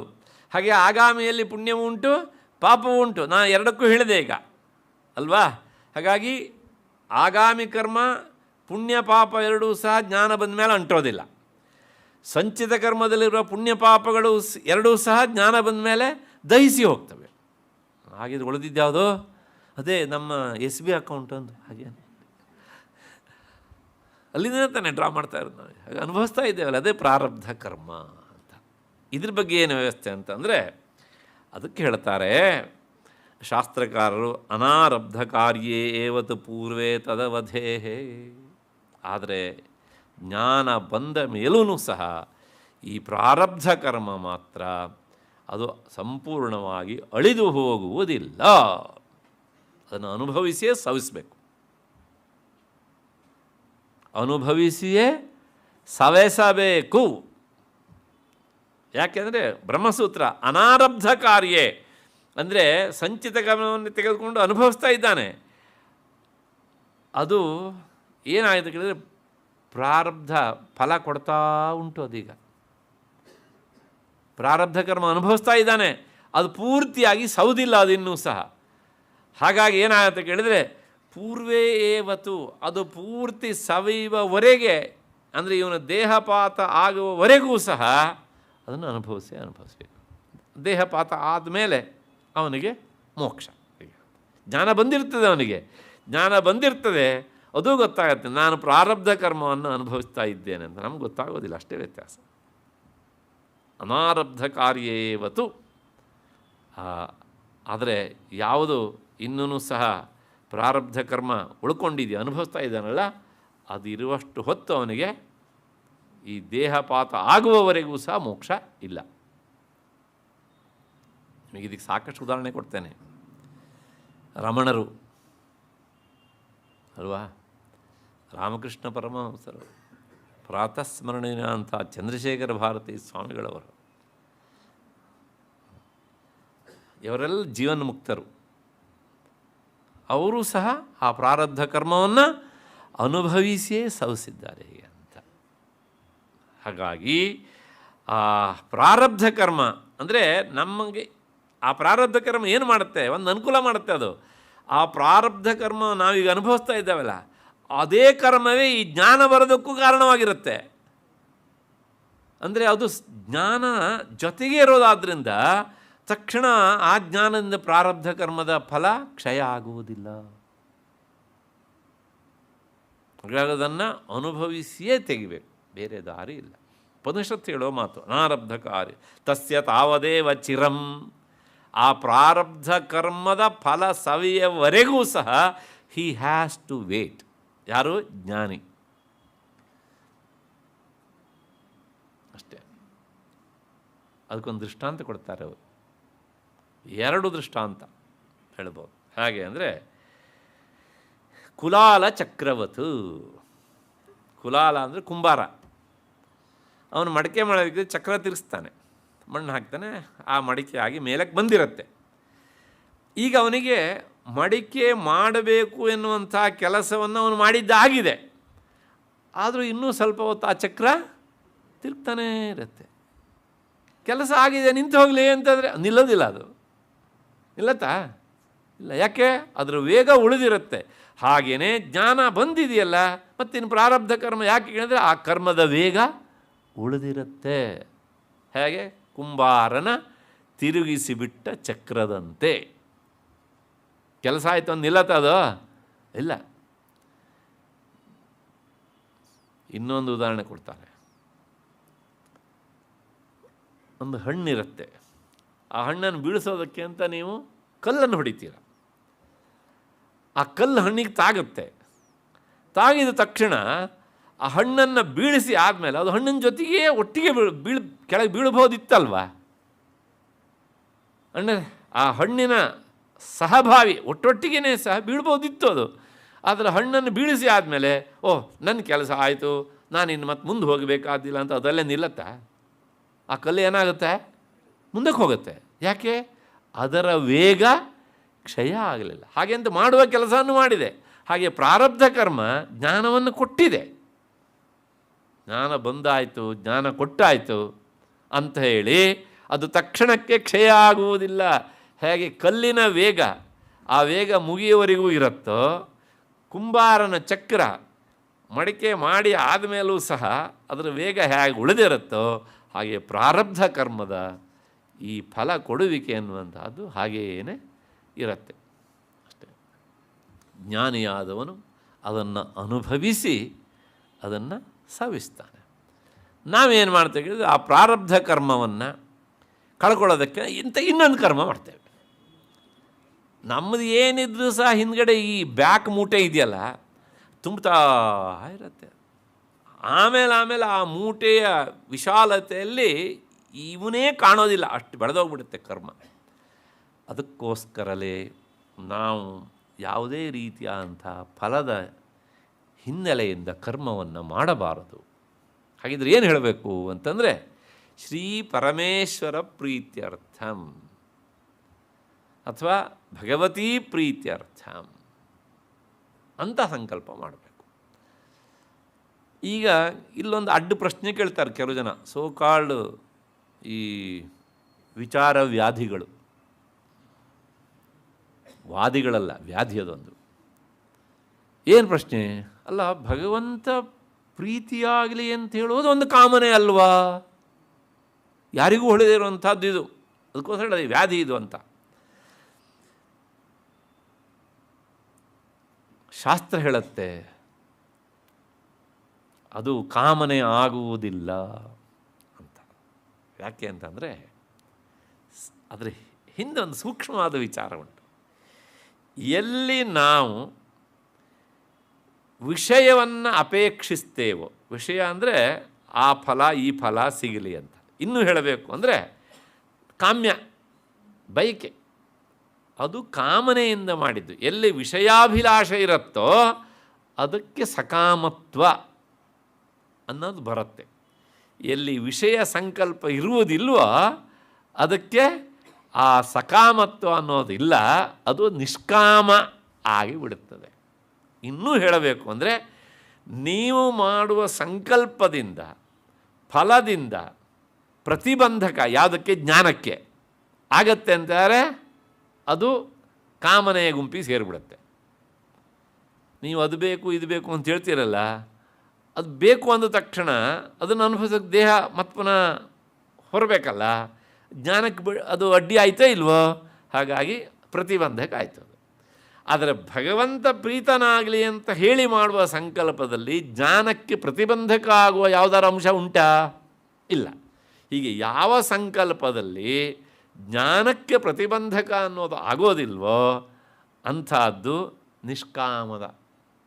ಯಾವ ಸಂಕಲ್ಪದಲ್ಲಿ ಜ್ಞಾನಕ್ಕೆ ಪ್ರತಿಬಂಧಕ ಆಗುವ ಫಲ ಆಗುತ್ತೋ ಅದು ಸಕಾಮ. ಇದು ನಮ್ಮ ವಿಚಾರ ವ್ಯಾಧಿಗಳಿಗೆ ಹೊಳೆಯೋದಿಲ್ಲ. ಏಕೆಂದರೆ ಶಾಸ್ತ್ರದ ಜಾಡು ಅದು. ಹೀಗೆ ಅಷ್ಟು ಹಿನ್ನೆಲೆಯಲ್ಲಿ ಯಾಕೆ ಬಂತು ಇಷ್ಟಲ್ಲ?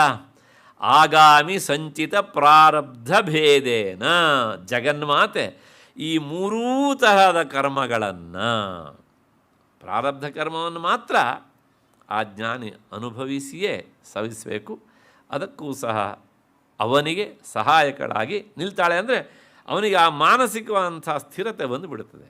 ಇದನ್ನು ನಾನು ಅನುಭವಿಸಿ ತೆಗಿಬೇಕು ಅಂತ ಹಾಗೆ ಅನುಭವಿಸ್ತಾನೆ. ಅದಕ್ಕೋಸ್ಕರ ಆತ ಗೋಗರಿಯೋದಿಲ್ಲ. ಅವನು ಸಂಕಟ ಅನುಭವಿಸ್ತಾ ಇದ್ರು ಸಹ ಅವನಿಗೆ ಗೊತ್ತೇನೆ ಅಂತ, ಇದು ದೇಹಕ್ಕೆ ಸಂಬಂಧಪಟ್ಟಿದ್ದು, ಆತ್ಮಸ್ವರೂಪಕ್ಕೆ ಅಲ್ಲ. ಇದು ಮನಸ್ಸಿಗೆ, ಇದು ಬುದ್ಧಿಗೆ, ದೇಹಕ್ಕೆ, ನನಗೆ ಅಲ್ಲ. ನಾನು ಶುದ್ಧ ಚೈತನ್ಯ ಸ್ವರೂಪ ಎನ್ನುವಂಥ ದೃಢವಾದಂಥ ಭಾವನೆ ಇರೋದಾದ್ದರಿಂದ ಅವನಿಗೆ ಆ ಪ್ರಾರಬ್ಧ ಕರ್ಮದ ಸಂಕಟವೂ ಇಲ್ಲ. ಜಗನ್ಮಾತೆ ಅದನ್ನು ಈ ರೀತಿಯಾಗಿ ಕಳೀತಾಳೆ. ಇನ್ನು ಸಂಚಿತ ಕರ್ಮ ಮತ್ತು ಆಗಾಮಿ ಕರ್ಮಗಳನ್ನು ಜ್ಞಾನದ ಮೂಲಕ ಅವಳು ಅದನ್ನು ನಾಶ ಮಾಡಿಸಿ ಕೊಡ್ತಾಳೆ. ಹಾಗಾಗಿ ವಿನಾಶಿನಿ. ಯಾವ್ಯಾವುದನ್ನು? ಏನ ಕೂಟ, ಈ ಪಾಪ ಸಮುದಾಯ ಉಂಟಲ್ಲ, ಕರ್ಮ, ಅದನ್ನು ನಾಶ ಮಾಡುವವಳು. ಇದನ್ನು ನೋಡಿ, ನಾನು ಹೇಳಿದ ಉಪನಿಷತ್ ವಾಕ್ಯ ಇಲ್ಲೇ ಉಂಟು ಮುಂದೆ. ಏವಂ ವಿಧಿ ಪಾಪಂ ಕರ್ಮ ನ ಶ್ಲಿಷ್ಯತೆ. ಜ್ಞಾನ ಬಂದ ಮೇಲೆ ಅವನಿಗೆ ಆ ಪಾಪಕರ್ಮ ಅನ್ನೋದು ಅಂಟುವುದಿಲ್ಲ. ಯಾಕೆ ಅಂತಂದರೆ ಅಶರೀರಂ ವಾವಸಂತಂ ಪ್ರಿಯೇನ ಸ್ಪೃಶತಃ. ವಾಸ್ತವಿಕವಾಗಿ ಅವನಿಗೆ ದೇಹ ಇದೆ ನಿಮ್ಮ ದೃಷ್ಟಿಯಲ್ಲಿ. ಅವನ ದೃಷ್ಟಿಯಲ್ಲಿ ದೇಹ ಅನ್ನೋದು ಇಲ್ಲವೇ ಇಲ್ಲ. ಇಲ್ಲವೇ ಇಲ್ಲ ಅಂದರೆ ಸ್ವಾಪ್ನಿಕ ವಸ್ತು, ಸ್ವಪ್ನದಲ್ಲಿ ನೋಡಿದ ವಸ್ತುವಿನ ಬಗ್ಗೆ ಎಚ್ಚರ ಆದಮೇಲೆ ನಾವೇನಾದ್ರು ವಿಚಾರ ಮಾಡ್ತೇವಾ? ಇಲ್ಲ. ಏನೋ ಕನಸಲ್ಲಿ ಒಂದು ಲಾಟ್ರಿ ಆಗ್ಬಿಡ್ತಪ್ಪ ನಮಗೆ 1 ಕೋಟಿ, ಬೆಳಕಾದ ಇದ್ದಿರಪ್ಪ ಇವತ್ತು ತುಂಬ ಬೀಜಿ, ನಾನು ಬ್ಯಾಂಕಿಗೆ ಹೋಗ್ಬಿಟ್ಟು ಅದನ್ನು ಕ್ರೆಡಿಟ್ ಮಾಡಿ ಬರ್ತೇನೆ ಅಂತ ಏನಾದ್ರು ಹೇಳ್ತೇವಾ? ಇಲ್ಲ. ಯಾಕೆ? ಅದು ಸುಳ್ಳು ಅಂತ ಗೊತ್ತು ನಮಗೆ ಅಲ್ವಾ? ಹಾಗೆಯೇ ಈ ಜ್ಞಾನ ಬಂದ ಬಳಿಕ ಅವನಿಗೆ ಅವನ ದೇಹವೇ ಸ್ವಪ್ನದ ವಸ್ತುವಿನಂತೆ ಆಗಿರುತ್ತದೆ. ದೇಹ ಇಲ್ಲ ಅವನಿಗೆ. ಅದಕ್ಕೋಸ್ಕರ ನಾನು ಹೇಳಿದೆ, ಅವನಿಗೆ ದೇಹಕ್ಕೆ ಕಾಯಿಲೆ ಏನಾದ್ರು ಬಂದ್ರೂ ಸಹ ನನಗಲ್ಲ, ದೇಹಕ್ಕೆ ತಾನೆ, ದೇಹ ನಾನಲ್ಲ. ಹಾಗಿದ್ರೆ ಆ ಸಂಕಟ ಆಗೋದಿಲ್ಲ ಅಂದರೆ ಅದೇ ಕನಸು ಕಾಣುವಷ್ಟು ಹೊಟ್ಟು ಸಂಕಟ, ಮತ್ತು ಬೇರೆ ಸ್ಥಿತಿಯಲ್ಲೇ ಇಲ್ಲ. ಆ ಜ್ಞಾನದ ಸ್ಥಿತಿಯಲ್ಲಿ ಇರ್ತಾನೆ ಅವನು. ಆವಾಗ ಅವನಿಗೆ ಅದು ಅರಿವಿಗೆ ಬರೋದಿಲ್ಲ. ಜ್ಞಾನದ ಸ್ಥಿತಿಯಲ್ಲಿರ್ತಾನೆ ಅಂದರೆ ಯಾವಾಗಲೂ ಆ ಒಂದು ಹಂತಕ್ಕೆ ಏರಿದವರ ಆ ಉನ್ಮನೀಭಾವ ಅಂತ ನಾವು ಹೇಳ್ತೇವಲ್ಲ, ಆ ಸ್ಥಿತಿಯಲ್ಲಿ ಅದು ಅವರಿಗೆ ಅನುಭವಕ್ಕೆ ಬರುವುದಿಲ್ಲ. ಬಹಿರ್ಮುಖರಾದಾಗ ಅನುಭವಕ್ಕೆ ಬರುತ್ತೆ. ಕನಸಿನಲ್ಲಿ ನೋಡಿದ್ದು ಅದ್ರ ಬಗ್ಗೆ ತಲೆ ಕೆಡಿಸ್ಕೊಳ್ಳೋದಿಲ್ಲ. ಹೀಗೆ ಯಾಕೆ ಈ ಮಾತನ್ನು ಹೇಳ್ತೇನೆ ಅಂದರೆ, ಪ್ರಾತಸ್ಮರಣೀಯರಂಥ ಶ್ರೀಧರ ಸ್ವಾಮಿಗಳು, ಅವ್ರ ಬಗ್ಗೆ ಉಪನ್ಯಾಸ ಮಾಡಿದ್ದೇನೆ ನಾನು. ಅವರು ಸುಮ್ಮನೆ ಹೀಗೆ ಬಂದು ಕೂತ್ಕೊಂಡು ವಿಷಯವನ್ನು ಹೇಳ್ತಾ ಹೋಗೋರು. ಈಗ ನಮ್ಮ ಹಾಗೆ ಪುಸ್ತಕ ಎಲ್ಲ ಇಟ್ಕೊಳ್ಳೋದು, ಪಾಯಿಂಟ್ಸ್ ಹಾಕ್ಕೊಳ್ಳೋದು ಅದು ಯಾವುದೂ ಇಲ್ಲ. ಆಮೇಲೆ ಯಾವತ್ತೋ ಒಂದು ದಿವಸ ಅವ್ರ ಹತ್ರ ಕೇಳಿದಾಗ, ಅವತ್ತು ತಾವು ಹೀಗೆ ಹೇಳಿದ್ರಿ, ಅದು ಹೀಗೆ ಹೇಳಿದ್ರಿ ನೀವು, ಅದ್ರ ಬಗ್ಗೆ ಸ್ವಲ್ಪ ಮಾಹಿತಿ. ಆಗ ಅಪರೂಪಕ್ಕೆಲ್ಲವರು ಹೇಳೋರಂತೆ, ಹಾಗೆ ಹೇಳಿದ್ನಾ ಅವತ್ತು, ಅದು ಯಾವುದೋ ಸ್ಥಿತಿಯಲ್ಲಿ ಹೇಳಿದೆ ನಾನು, ಈಗ ಅದು ಬರ್ತಾ ಇಲ್ಲ.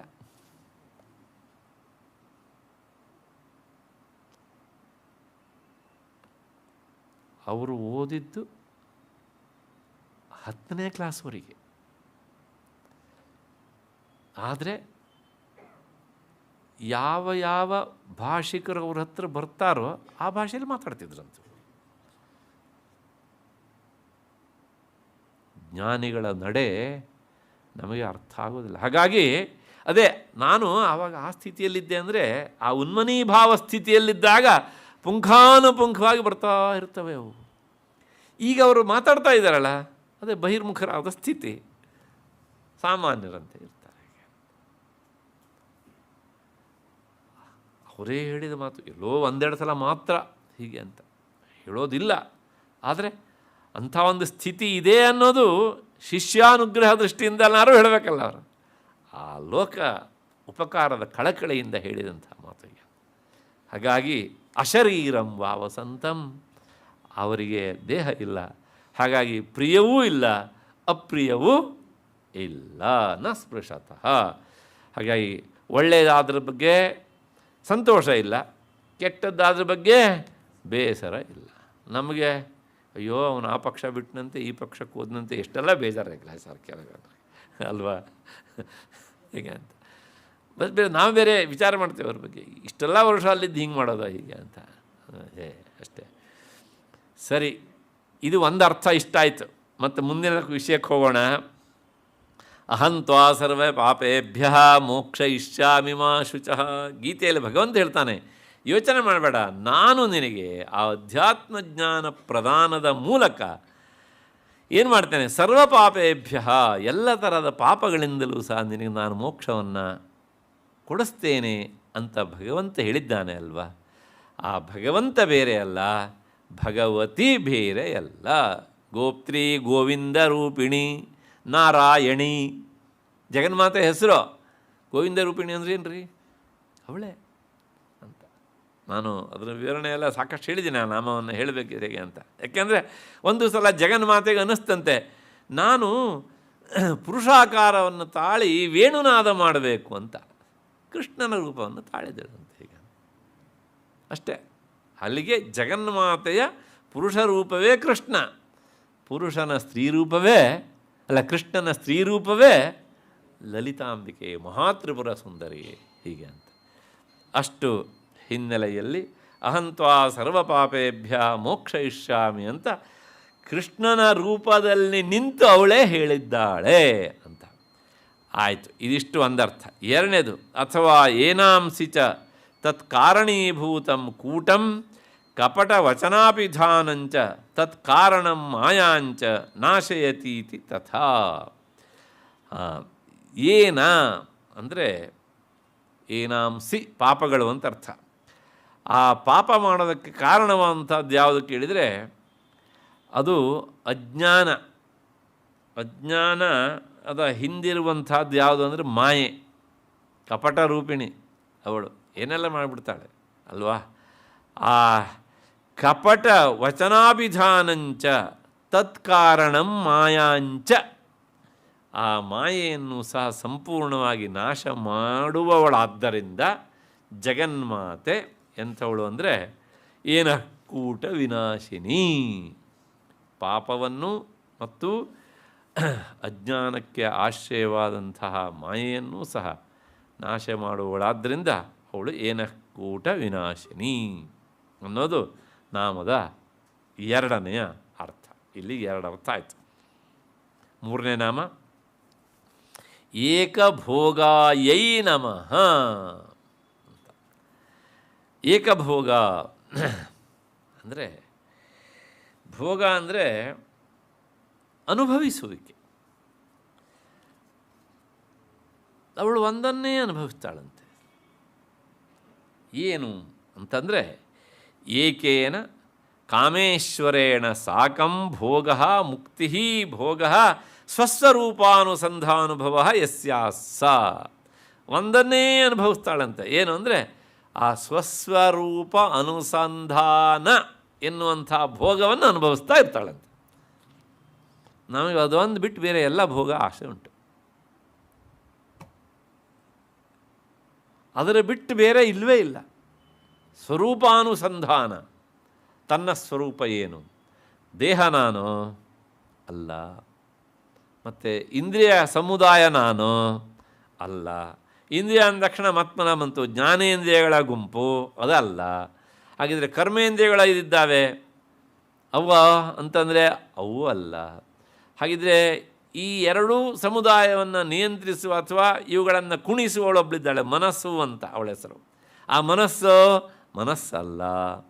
ಹಾಗಿದ್ರೆ ಮನಸ್ಸು ಸಂಶಯ ಮತ್ತು ವಿಪರ್ಯಯಗಳಿಗೆ ಒಳಗಾಗತ್ತೆ. ಇದು ಎರಡನ್ನೂ ಇದು ಸರಿ ಇದು ತಪ್ಪು ಅಂತ ಹಿಂದೆ ನಿಂತು ನೋಡುವಂಥದ್ದು ಒಂದು ಉಂಟು, ಅದರ ಹೆಸರು ಬುದ್ಧಿ ಅಂತ. ಆ ಬುದ್ಧಿ ನಾನು, ಬುದ್ಧಿಯೂ ನಾನಲ್ಲ. ಯಾಕೆಂದರೆ ಬುದ್ಧಿಯೂ ಸಹ ಜಡ.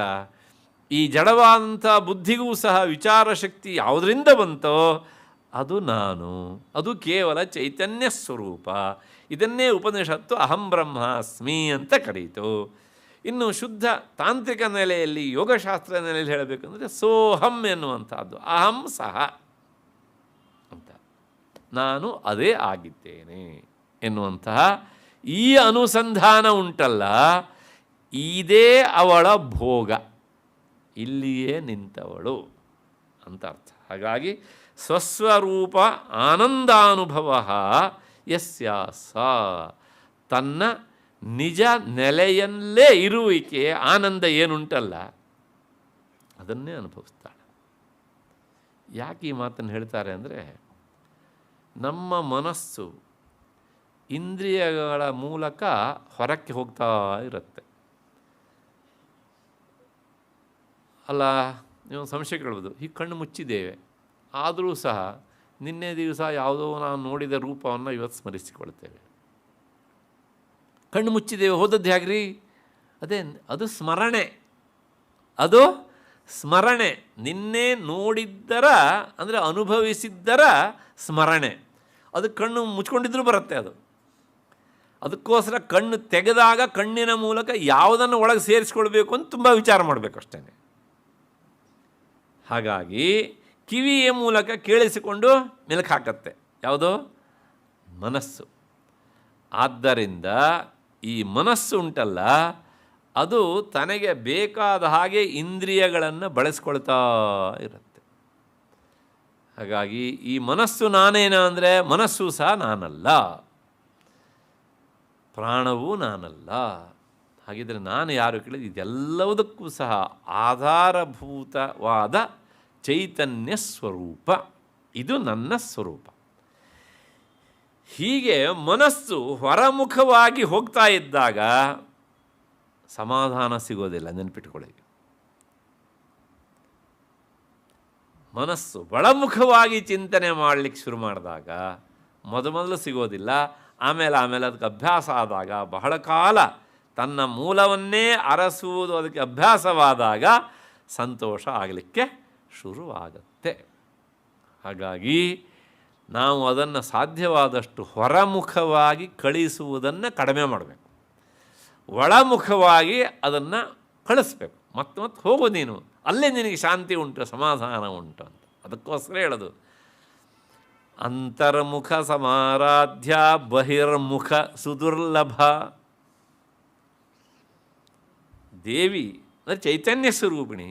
ನೀವು ಬಹಿರ್ಮುಖರಾದಾಗ ಸಿಗುವುದಿಲ್ಲ ಅವಳು, ಅಂತರ್ಮುಖರಾದಾಗ ಸಮಾರಾಧ್ಯ, ಆರಾಧಿಸಲ್ಪಡ್ತಾಳೆ, ಅಥವಾ ಅಂತರ್ಮುಖರಾದವರಿಂದ ಆರಾಧಿಸಲ್ಪಡ್ತಾಳೆ.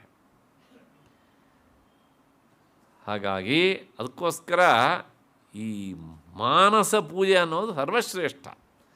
ನಮಗದು ಆಗೋದಿಲ್ಲ ಅಂತ ನಾವು ಹೊರಮುಖದಲ್ಲಿ ನಿಂತು ಪೂಜೆಯನ್ನು ಮಾಡೋದು. ಅಷ್ಟು ಹಿನ್ನೆಲೆಯಲ್ಲಿ ಇದು ಒಂದರ್ಥ. ಆ ಸ್ವಸ್ವರೂಪ ಆನಂದದ ಅನುಭವವೇ ಅವಳ ಏಕ ಭೋಗ ಒಂದು. ಅಥವಾ ಏಕಸ್ಯ ಅಜ್ಞಾನ ತತ್ಕಾರ್ಯಸ್ಯ ಕಾರ್ಯಕಾರಣರೂಪೇಣ ಅಭಿನ್ನಸ್ಯ ತದಧಿಷ್ಠಾನತೆಯ ಸ್ವಸತ್ತಾದಾಯಕತ್ವೇನ ಭೋಗ ಪರಿಪಾಲನಂ ಯಸ್ಯಾಹ ಸಾ. ಅಂದರೆ ಈ ಪ್ರಪಂಚ ಅನ್ನುವಂಥದ್ದು ಕಾರ್ಯರೂಪ, ಅದರಿಂದ ಒಂದು ಕಾರಣ ಇರಬೇಕು. ಕಾರ್ಯ ಅಂತ ಹೇಳಿದ್ರಿಂದಲೇ ನಮಗೇನು ಅನಿಸುತ್ತೆ? ಕಾರಣಕ್ಕಿಂತ ಬೇರೆ ಅಂತ. ವಾಸ್ತವಿಕ ನೆಲೆಯಲ್ಲಿ ಈ ಕಾರ್ಯ ಎನ್ನುವಂಥದ್ದು ಕಾರಣಕ್ಕಿಂತ ಬೇರೆನಾ, ಅಂದರೆ ಕಾರಣಕ್ಕಿಂತ ಬೇರೆಯಾಗಿ ಇದೆಯಾ ಅಂತಂದು ಪ್ರಶ್ನೆ ಹಾಕ್ಕೊಂಡ್ರೆ ಇದು ಎರಡಕ್ಕೂ ಆಧಾರವಾದದ್ದು ಕಾರಣ ಒಂದೇ. ಅಂದರೆ ಕಾರಣ ಅಂತ ಹೇಳಿದಾಗ ನಾವು ಲೋಕದ ದೃಷ್ಟಿಯಲ್ಲಿ ಇಟ್ಕೊಂಡು ಹೇಳ್ತೇವೆ. ಕಾರ್ಯ ಅಂತ ಒಂದು ಆಕಾರ ಇರುತ್ತಲ್ಲ, ಇದು ಎರಡಕ್ಕೂ ಸಹ ಆಧಾರಭೂತ ಅಂತ ಚೈತನ್ಯ ಸ್ವರೂಪಿಣಿ ಆದಂಥವಳು ಎನ್ನುವಂಥ ಅರಿವು ಬಂದಾಗ ಕಾರ್ಯಕಾರಣದಲ್ಲಿ ನಮಗೆ ಭೇದ ಕಾಣುವುದಿಲ್ಲ. ಯಾಕೆಂದರೆ ಯಾವುದೇ ಕಾರ್ಯ ತಗೊಳ್ಳಿ ನೀವು, ಅದು ಕಾರಣವನ್ನು ಬಿಟ್ಟು ಬೇರೆಯಾಗಿ ಇಲ್ಲ. ಒಂದು ಸಣ್ಣ ಉದಾಹರಣೆ ಕೊಡ್ತೇನೆ. ಇಲ್ಲೊಂದು ಮಡಿಕೆ ಇದೆ. ಆ ಮಡಿಕೆ ಆದದ್ದು ಯಾವುದರಿಂದ? ಮಣ್ಣಿನಿಂದ. ಈ ಒಂದು ಕೆಲಸ ಮಾಡಿ, ಆ ಮಡಿಕೆಯಲ್ಲಿರುವಂಥ ಮಣ್ಣಿನ ಭಾಗವನ್ನೆಲ್ಲ ತೆಗೆದುಬಿಡಿ, ಮಡಿಕೆ ಮಾತ್ರ ಇರಬೇಕು.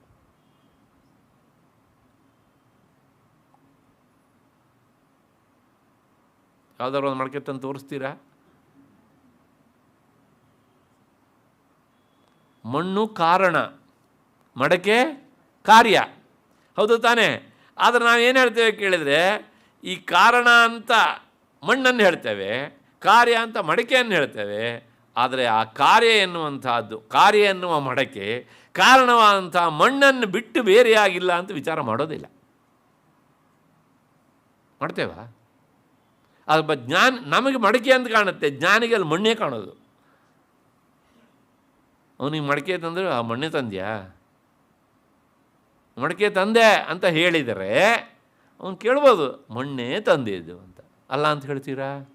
ಹಾಗಿದ್ರೆ ಮಡಕೆಯ ಆಕಾರದಲ್ಲಿರುವ ಕಾರಣವಾದ ಮಣ್ಣು ಅಲ್ವಾ? ಇದೊಂದು ಉದಾಹರಣೆ ಕೊಡ್ತೇನೆ. ಕಾರಣವನ್ನು ಬಿಟ್ಟು ಕಾರ್ಯ ಅನ್ನೋದು ಸ್ವತಂತ್ರವಾಗಿ ಇರೋದೇ ಇಲ್ಲ. ಕಾರಣ ಎನ್ನುವಂಥದ್ದು ಎಲ್ಲ ಕಡೆಗೂ ವ್ಯಾಪಿಸಿಕೊಂಡಾಗ ಕಾರ್ಯ ಅಂತ ಕರೆಸ್ಕೊಳ್ಳತ್ತೆ. ಬಟ್ಟೆ, ಅದರೊಳಗೆ ಏನುಂಟು? ನೂಲುಂಟು ಅಲ್ವಾ? ಈಗ ಒಂದು ಕೆಲಸ ಮಾಡುವ, ಆ ಬಟ್ಟೆಯಲ್ಲಿರುವ ನೂಲನ್ನೆಲ್ಲ ತೆಗೆದುಬಿಟ್ಟು ಆ ಬಟ್ಟೆಯನ್ನು ಮಾತ್ರ ಕೊಡು ಅಂತ ಹೇಳಿ ಅಂಗಡಿಯವನ ಹತ್ರ ಹೋಗಿ. ಕೊಡ್ತಾನ? ಕಪಾಲ ಕೊಡ್ತಾನಷ್ಟೇ. ಯಾಕೆಂದ್ರೆ ನೀನು ನಿಮ್ಯಾನ್ಸಲ್ಲಿ ಇರಬೇಕಿತ್ತು, ಇಲ್ಲಿ ಬಂದುಬಿಟ್ಟಿದೀಯೇ ಅಂತ. ಅಲ್ಲ, ನೂಲು ಬೇರೆ ಬಟ್ಟೆ ಬೇರೆ ಅಲ್ವಾ? ಹೌದಾ ಅಲ್ವಾ? ಕಷ್ಟ ಹೇಳೋದು ಅಲ್ವಾ? ಅಲ್ಲ, ಕಾರಣವಾದ ನೂಲೇ ಬಟ್ಟೆಯ ರೂಪದಲ್ಲಿ ಎಲ್ಲ ಕಡೆಗೂ ವ್ಯಾಪಿಸಿಕೊಂಡಿದೆ. ಹೌದು ತಾನೆ? ಆದ್ದರಿಂದ ಯಾವುದೇ ಕಾರ್ಯವೂ ಸಹ ತನ್ನ ಕಾರಣವಾದಂಥ ಮೂಲ ವಸ್ತುವನ್ನು ಬಿಟ್ಟು ಬೇರೆಯಾಗಿ ಇರೋದಿಲ್ಲ. ಅದಕ್ಕೊಂದು ಆಕಾರ ಬಂದಿರುತ್ತೆ. ಆ ಆಕಾರಕ್ಕೆ ನಾವೊಂದು ಹೆಸರು ಇಟ್ಟಿರ್ತೇವೆ, ಕಾರ್ಯ ಅಂತ ಕರೀತೇವೆ. ಆದ್ದರಿಂದ ಅದನ್ನು ಹೇಳ್ತಾರೆ ಅವರು. ಏನು ಅಂದರೆ, ಆಕೆ ಏಕಭೋಗ ಅಂದರೆ ಕಾರ್ಯಕಾರಣ ಎರಡರ ರೂಪದಲ್ಲೂ ಇದ್ದು ಒಂದೇ ಅಧಿಷ್ಠಾನ ಅಂದರೆ ಆಧಾರವಾಗಿರುವವಳಾದ್ದರಿಂದ ಅವಳು ಆ ರೂಪದಲ್ಲಿದ್ದು ಸಂತೋಷ ಪಡುವವಳು ಅಂತ ತಾತ್ಪರ್ಯ. ಏನು ಹೇಳ್ದಂಗಾಯಿತು? ಆತ್ಮಜ್ಞಾನ ಬಂದಾದ ಮೇಲೆ ಕಾರ್ಯ ಬೇರೆಯಾಗಿ ಇಲ್ಲ. ಲೋಕದ ದೃಷ್ಟಿಯಲ್ಲಿ ಮಡಕೆಗೆ ನಾವು ಮಣ್ಣು ಕಾರಣ ಅಂತ ಹೇಳ್ತೇವಲ್ಲ, ಆ ಮಣ್ಣು ಸಹ ಇದು ಸಹ ವ್ಯಾವಹಾರಿಕ ಪ್ರಪಂಚದ ತಾನೆ. ಹಾಗೇ ಹಿಂದಕ್ಕೆ ಹೋಗಿ ಈ ಪ್ರಪಂಚಕ್ಕೆ ಕಾರಣವಾದಂಥ ಬ್ರಹ್ಮವಸ್ತು ಮಾತ್ರ ಇರ್ತಿರ್ತಲ್ಲ, ಅದೇ ತನ್ನ ಸ್ವರೂಪ ಎನ್ನುವಂತಹ ಆ ಏಕಭೋಗ. ಅಂತಹ ಆ ತನ್ನ ಏಕಭೋಗ ಸ್ವರೂಪಾನುಸಂಧಾನ ಎನ್ನುವಂತಹ ನೆಲೆಯಲ್ಲಿ ಆನಂದ ಪಡುವವಳು. ಇದನ್ನೇ ಉಪನಿಷತ್ತು ಹೇಳುತ್ತೆ. ಹಾಗಿದ್ರೆ ಅದು ಯಾಕೆ ಕಾರ್ಯ ಆಯಿತು ಅಂತಂದರೆ ಉಪನಿಷತ್ತು ತಮಾಷೆಯಾಗಿ ಹೇಳುತ್ತೆ. ಏಕಾಕೇನ ರಮತೆ. ಬ್ರಹ್ಮವಸ್ತು ಮೊದಲು ಒಂದೇ ಇತ್ತಂತೆ.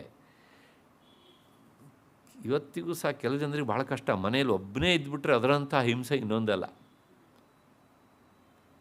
ಕೂತಲ್ಲಿ ಕೂರಲ್ಲ ಅವರು ಅಲ್ವಾ? ಕೊನೆಗೆ ಅಯ್ಯೋ ಇವರೇ ಫೋನ್ ಮಾಡೋದು, ಹೇಗಿದ್ದೀರಿ ಅಂತ. ಯಾರಿಗೆ ಮಾಡ್ತೀರೋ ಅವ್ರಿಗೆ ಯಾವುದು ಬ್ಯಾಡ್ದಾಗಿರುತ್ತದೆ, ಆದರೂ ಸಹ ಇವರು ಫೋನ್ ಮಾಡೋದು ಸುಮ್ಮನೆ. ಯಾಕೆಂದರೆ ಇವರಿಗೆ ಏಕಾಕಿ ಇಲ್ಲಿ. ಉಪನಿಷತ್ತು ಹೇಳುತ್ತೆ, ನಮ್ಮ ಹಣೆ ಬರಹ ಇಟ್ಕೊಂಡು ಆ ಬ್ರಹ್ಮವಸ್ತು ಮೊದಲು ಒಂದೇ ಇತ್ತಂತೆ. ಅದಕ್ಕೆ ಅನ್ನಿಸ್ತಂತೆ, ಅಯ್ಯೋ ನಾನು ಒಬ್ಬನೇ ಇದ್ರೆ ಏನು ಮಹಾ ಸಂತೋಷ, ಹಾಗಾಗಿ ನಾನು ಎರಡಾಗಬೇಕು ಅಂಥೇಳಿ ತತಃ ಪತಿಶ್ಚ ಪತ್ನೀಚ ಅಭವತಾಂ. ಪತಿ ಪತ್ನಿಯರ ರೂಪವನ್ನು ತಾಳಿತಂತೆ. ದೇಹ ಭೇದದಿಂದಾಗಿ ಪತ್ನಿ, ದೇಹ ಭೇದದಿಂದಾಗಿ ಪತಿ, ಇಬ್ಬರಲ್ಲೂ ಇರುವ ಚೈತನ್ಯ ಒಂದೇನ ಎರಡ? ಒಂದೇ. ಹೌದು ತಾನೆ? ಅಂದರೆ ಆಕಾರ ಭೇದದಿಂದ ಪತ್ನಿ, ಆಕಾರ ಭೇದದಿಂದ ಪತಿ. ಆಮೇಲೆ ಕರೆಕ್ಟ್. ಇಬ್ಬರಲ್ಲಿರುವಂಥ ಆ ನಾನು ಎನ್ನುವ ಶಬ್ದಕ್ಕೆ ಆಶ್ರಯವಾದಂಥ ಚೈತನ್ಯ ಒಂದೇ. ಅದನ್ನೇ ಹೇಳುತ್ತೆ ಅದು. ನ ರಮತೆ ಇತಿ ಪತಿಶ್ಚ ಪತ್ನೀಚ ಭವತಾಂ. ಅದಾದಮೇಲೆ ಬೇರೆ ಬೇರೆ ಬೇರೆ ಬೇರೆ ಆಕಾರವನ್ನು ಏನು ಪುರುಷವಿದ ಬ್ರಾಹ್ಮಣ ವಚನ ದಂಪತ್ಯೋ ಐಚ್ಛಿಕ ಭೇದ ಅವಗತ್ತೇನೆ. ಆದರೂ ಸಹ ಒಂದುಂಟು, ಸತಿ ಪತಿಯರು ಅಂತ ಹೇಳ್ತೇವಲ್ಲ ನಾವು, ಪತಿ ಪತ್ನಿಯರು ಬೇರೆ ಬೇರೆ. ಆದರೆ ಆದರ್ಶ ದಂಪತಿಗಳಲ್ಲಿ ಹೆಂಡತಿಗೆ ಬೈದರೆ ಗಂಡನಿಗೆ ಬೇಜಾರ, ಗಂಡನನ್ನು ಬೈದರೆ ಹೆಂಡತಿ ಬೇಜಾರ. ಯಾಕೆ? ಅಲ್ಲ, ಇಬ್ಬರು ಬೇರೆ ಬೇರೆ ಅಲ್ವಾ? ಬೈಸ್ಕೊಳ್ಳಿ ಬಿಡ್ರಿ. ನಿಮ್ಮ ಯಜಮಾನರು ನಿಮ್ಮ ಹೆಂಡತಿಗೆ ಬೈದರೆ ಏನ್ರಿ ಆಗುತ್ತೆ? ಯಾಕೆ? ಮಾನಸಿಕ ಏನಾಗಿರ್ತಾರೆ ಅಲ್ಲಿಗೆ ಒಂದೇ ಅಲ್ವಾ? ಹಾಗಾಗಿ ಆ ಬ್ರಹ್ಮವಸ್ತು ಮೂಲತಃ ಒಂದೇ ಆಗಿತ್ತು. ಆದರೆ ಲೋಕದ ದೃಷ್ಟಿಯಲ್ಲಿ ನಾನು ಸಂತೋಷ ಪಡೋದಕ್ಕೋಸ್ಕರ ಎರಡಾಗಬೇಕು ಅಂತ ವಿಚಾರ ಮಾಡ್ತಂತೆ. ಹಾಗಾಗಿ ಪತಿಶ್ಚ ಪತ್ನಿಶ್ಚ ಅಭವತಾಂ, ಪತ್ನೀಚ ಅಭವತಾಂ ಅಂತ ಹೇಳಿ ಎರಡು ರೂಪವನ್ನು ತಾಳಿತು. ಆ ನಿಜ ನೆಲೆಯಲ್ಲಿ ಅದು ಒಂದೇ, ಬೇರೆ ಬೇರೆ ಅಲ್ಲ. ಹಾಗೆ ತನ್ನ ನಿಜ ನೆಲೆಯ ಅಂತಹ ಆ ಸ್ವಸ್ವರೂಪ ಆನಂದ ಅನುಭವವನ್ನು ಸದಾ ಪಡಿತಾ ಇರೋದಾದ್ದರಿಂದ ಆಕೆ ಏಕಭೋಗ, ಒಂದೇ ಆದಂಥ ಆನಂದ ರಸಾನುಭವವನ್ನು ಅನುಭವಿಸುವವಳು ಜಗನ್ಮಾತೆ. ಅದು ಅವಳ ಸ್ವರೂಪ. ಇಷ್ಟು ಹಿನ್ನೆಲೆಯಲ್ಲಿ ಇಲ್ಲಿ ನಿಲ್ಲಿಸ್ಕೊಳ್ಳೋಣ. ನಾಳೆ 6 ಗಂಟೆಗೆ ಸೇರಿದಾಗ ಏಕರಸಾಯೈ ನಮಃ ಅದು ಹೇಗಿರ್ತದೆ ಅನ್ನೋದನ್ನು ನೋಡೋಣ. ಅಲ್ಲಿವರೆಗೆ ನಿಮಗೆಲ್ಲ ನಮಸ್ಕಾರ ಮತ್ತು ಕೃತಜ್ಞತೆಗಳು.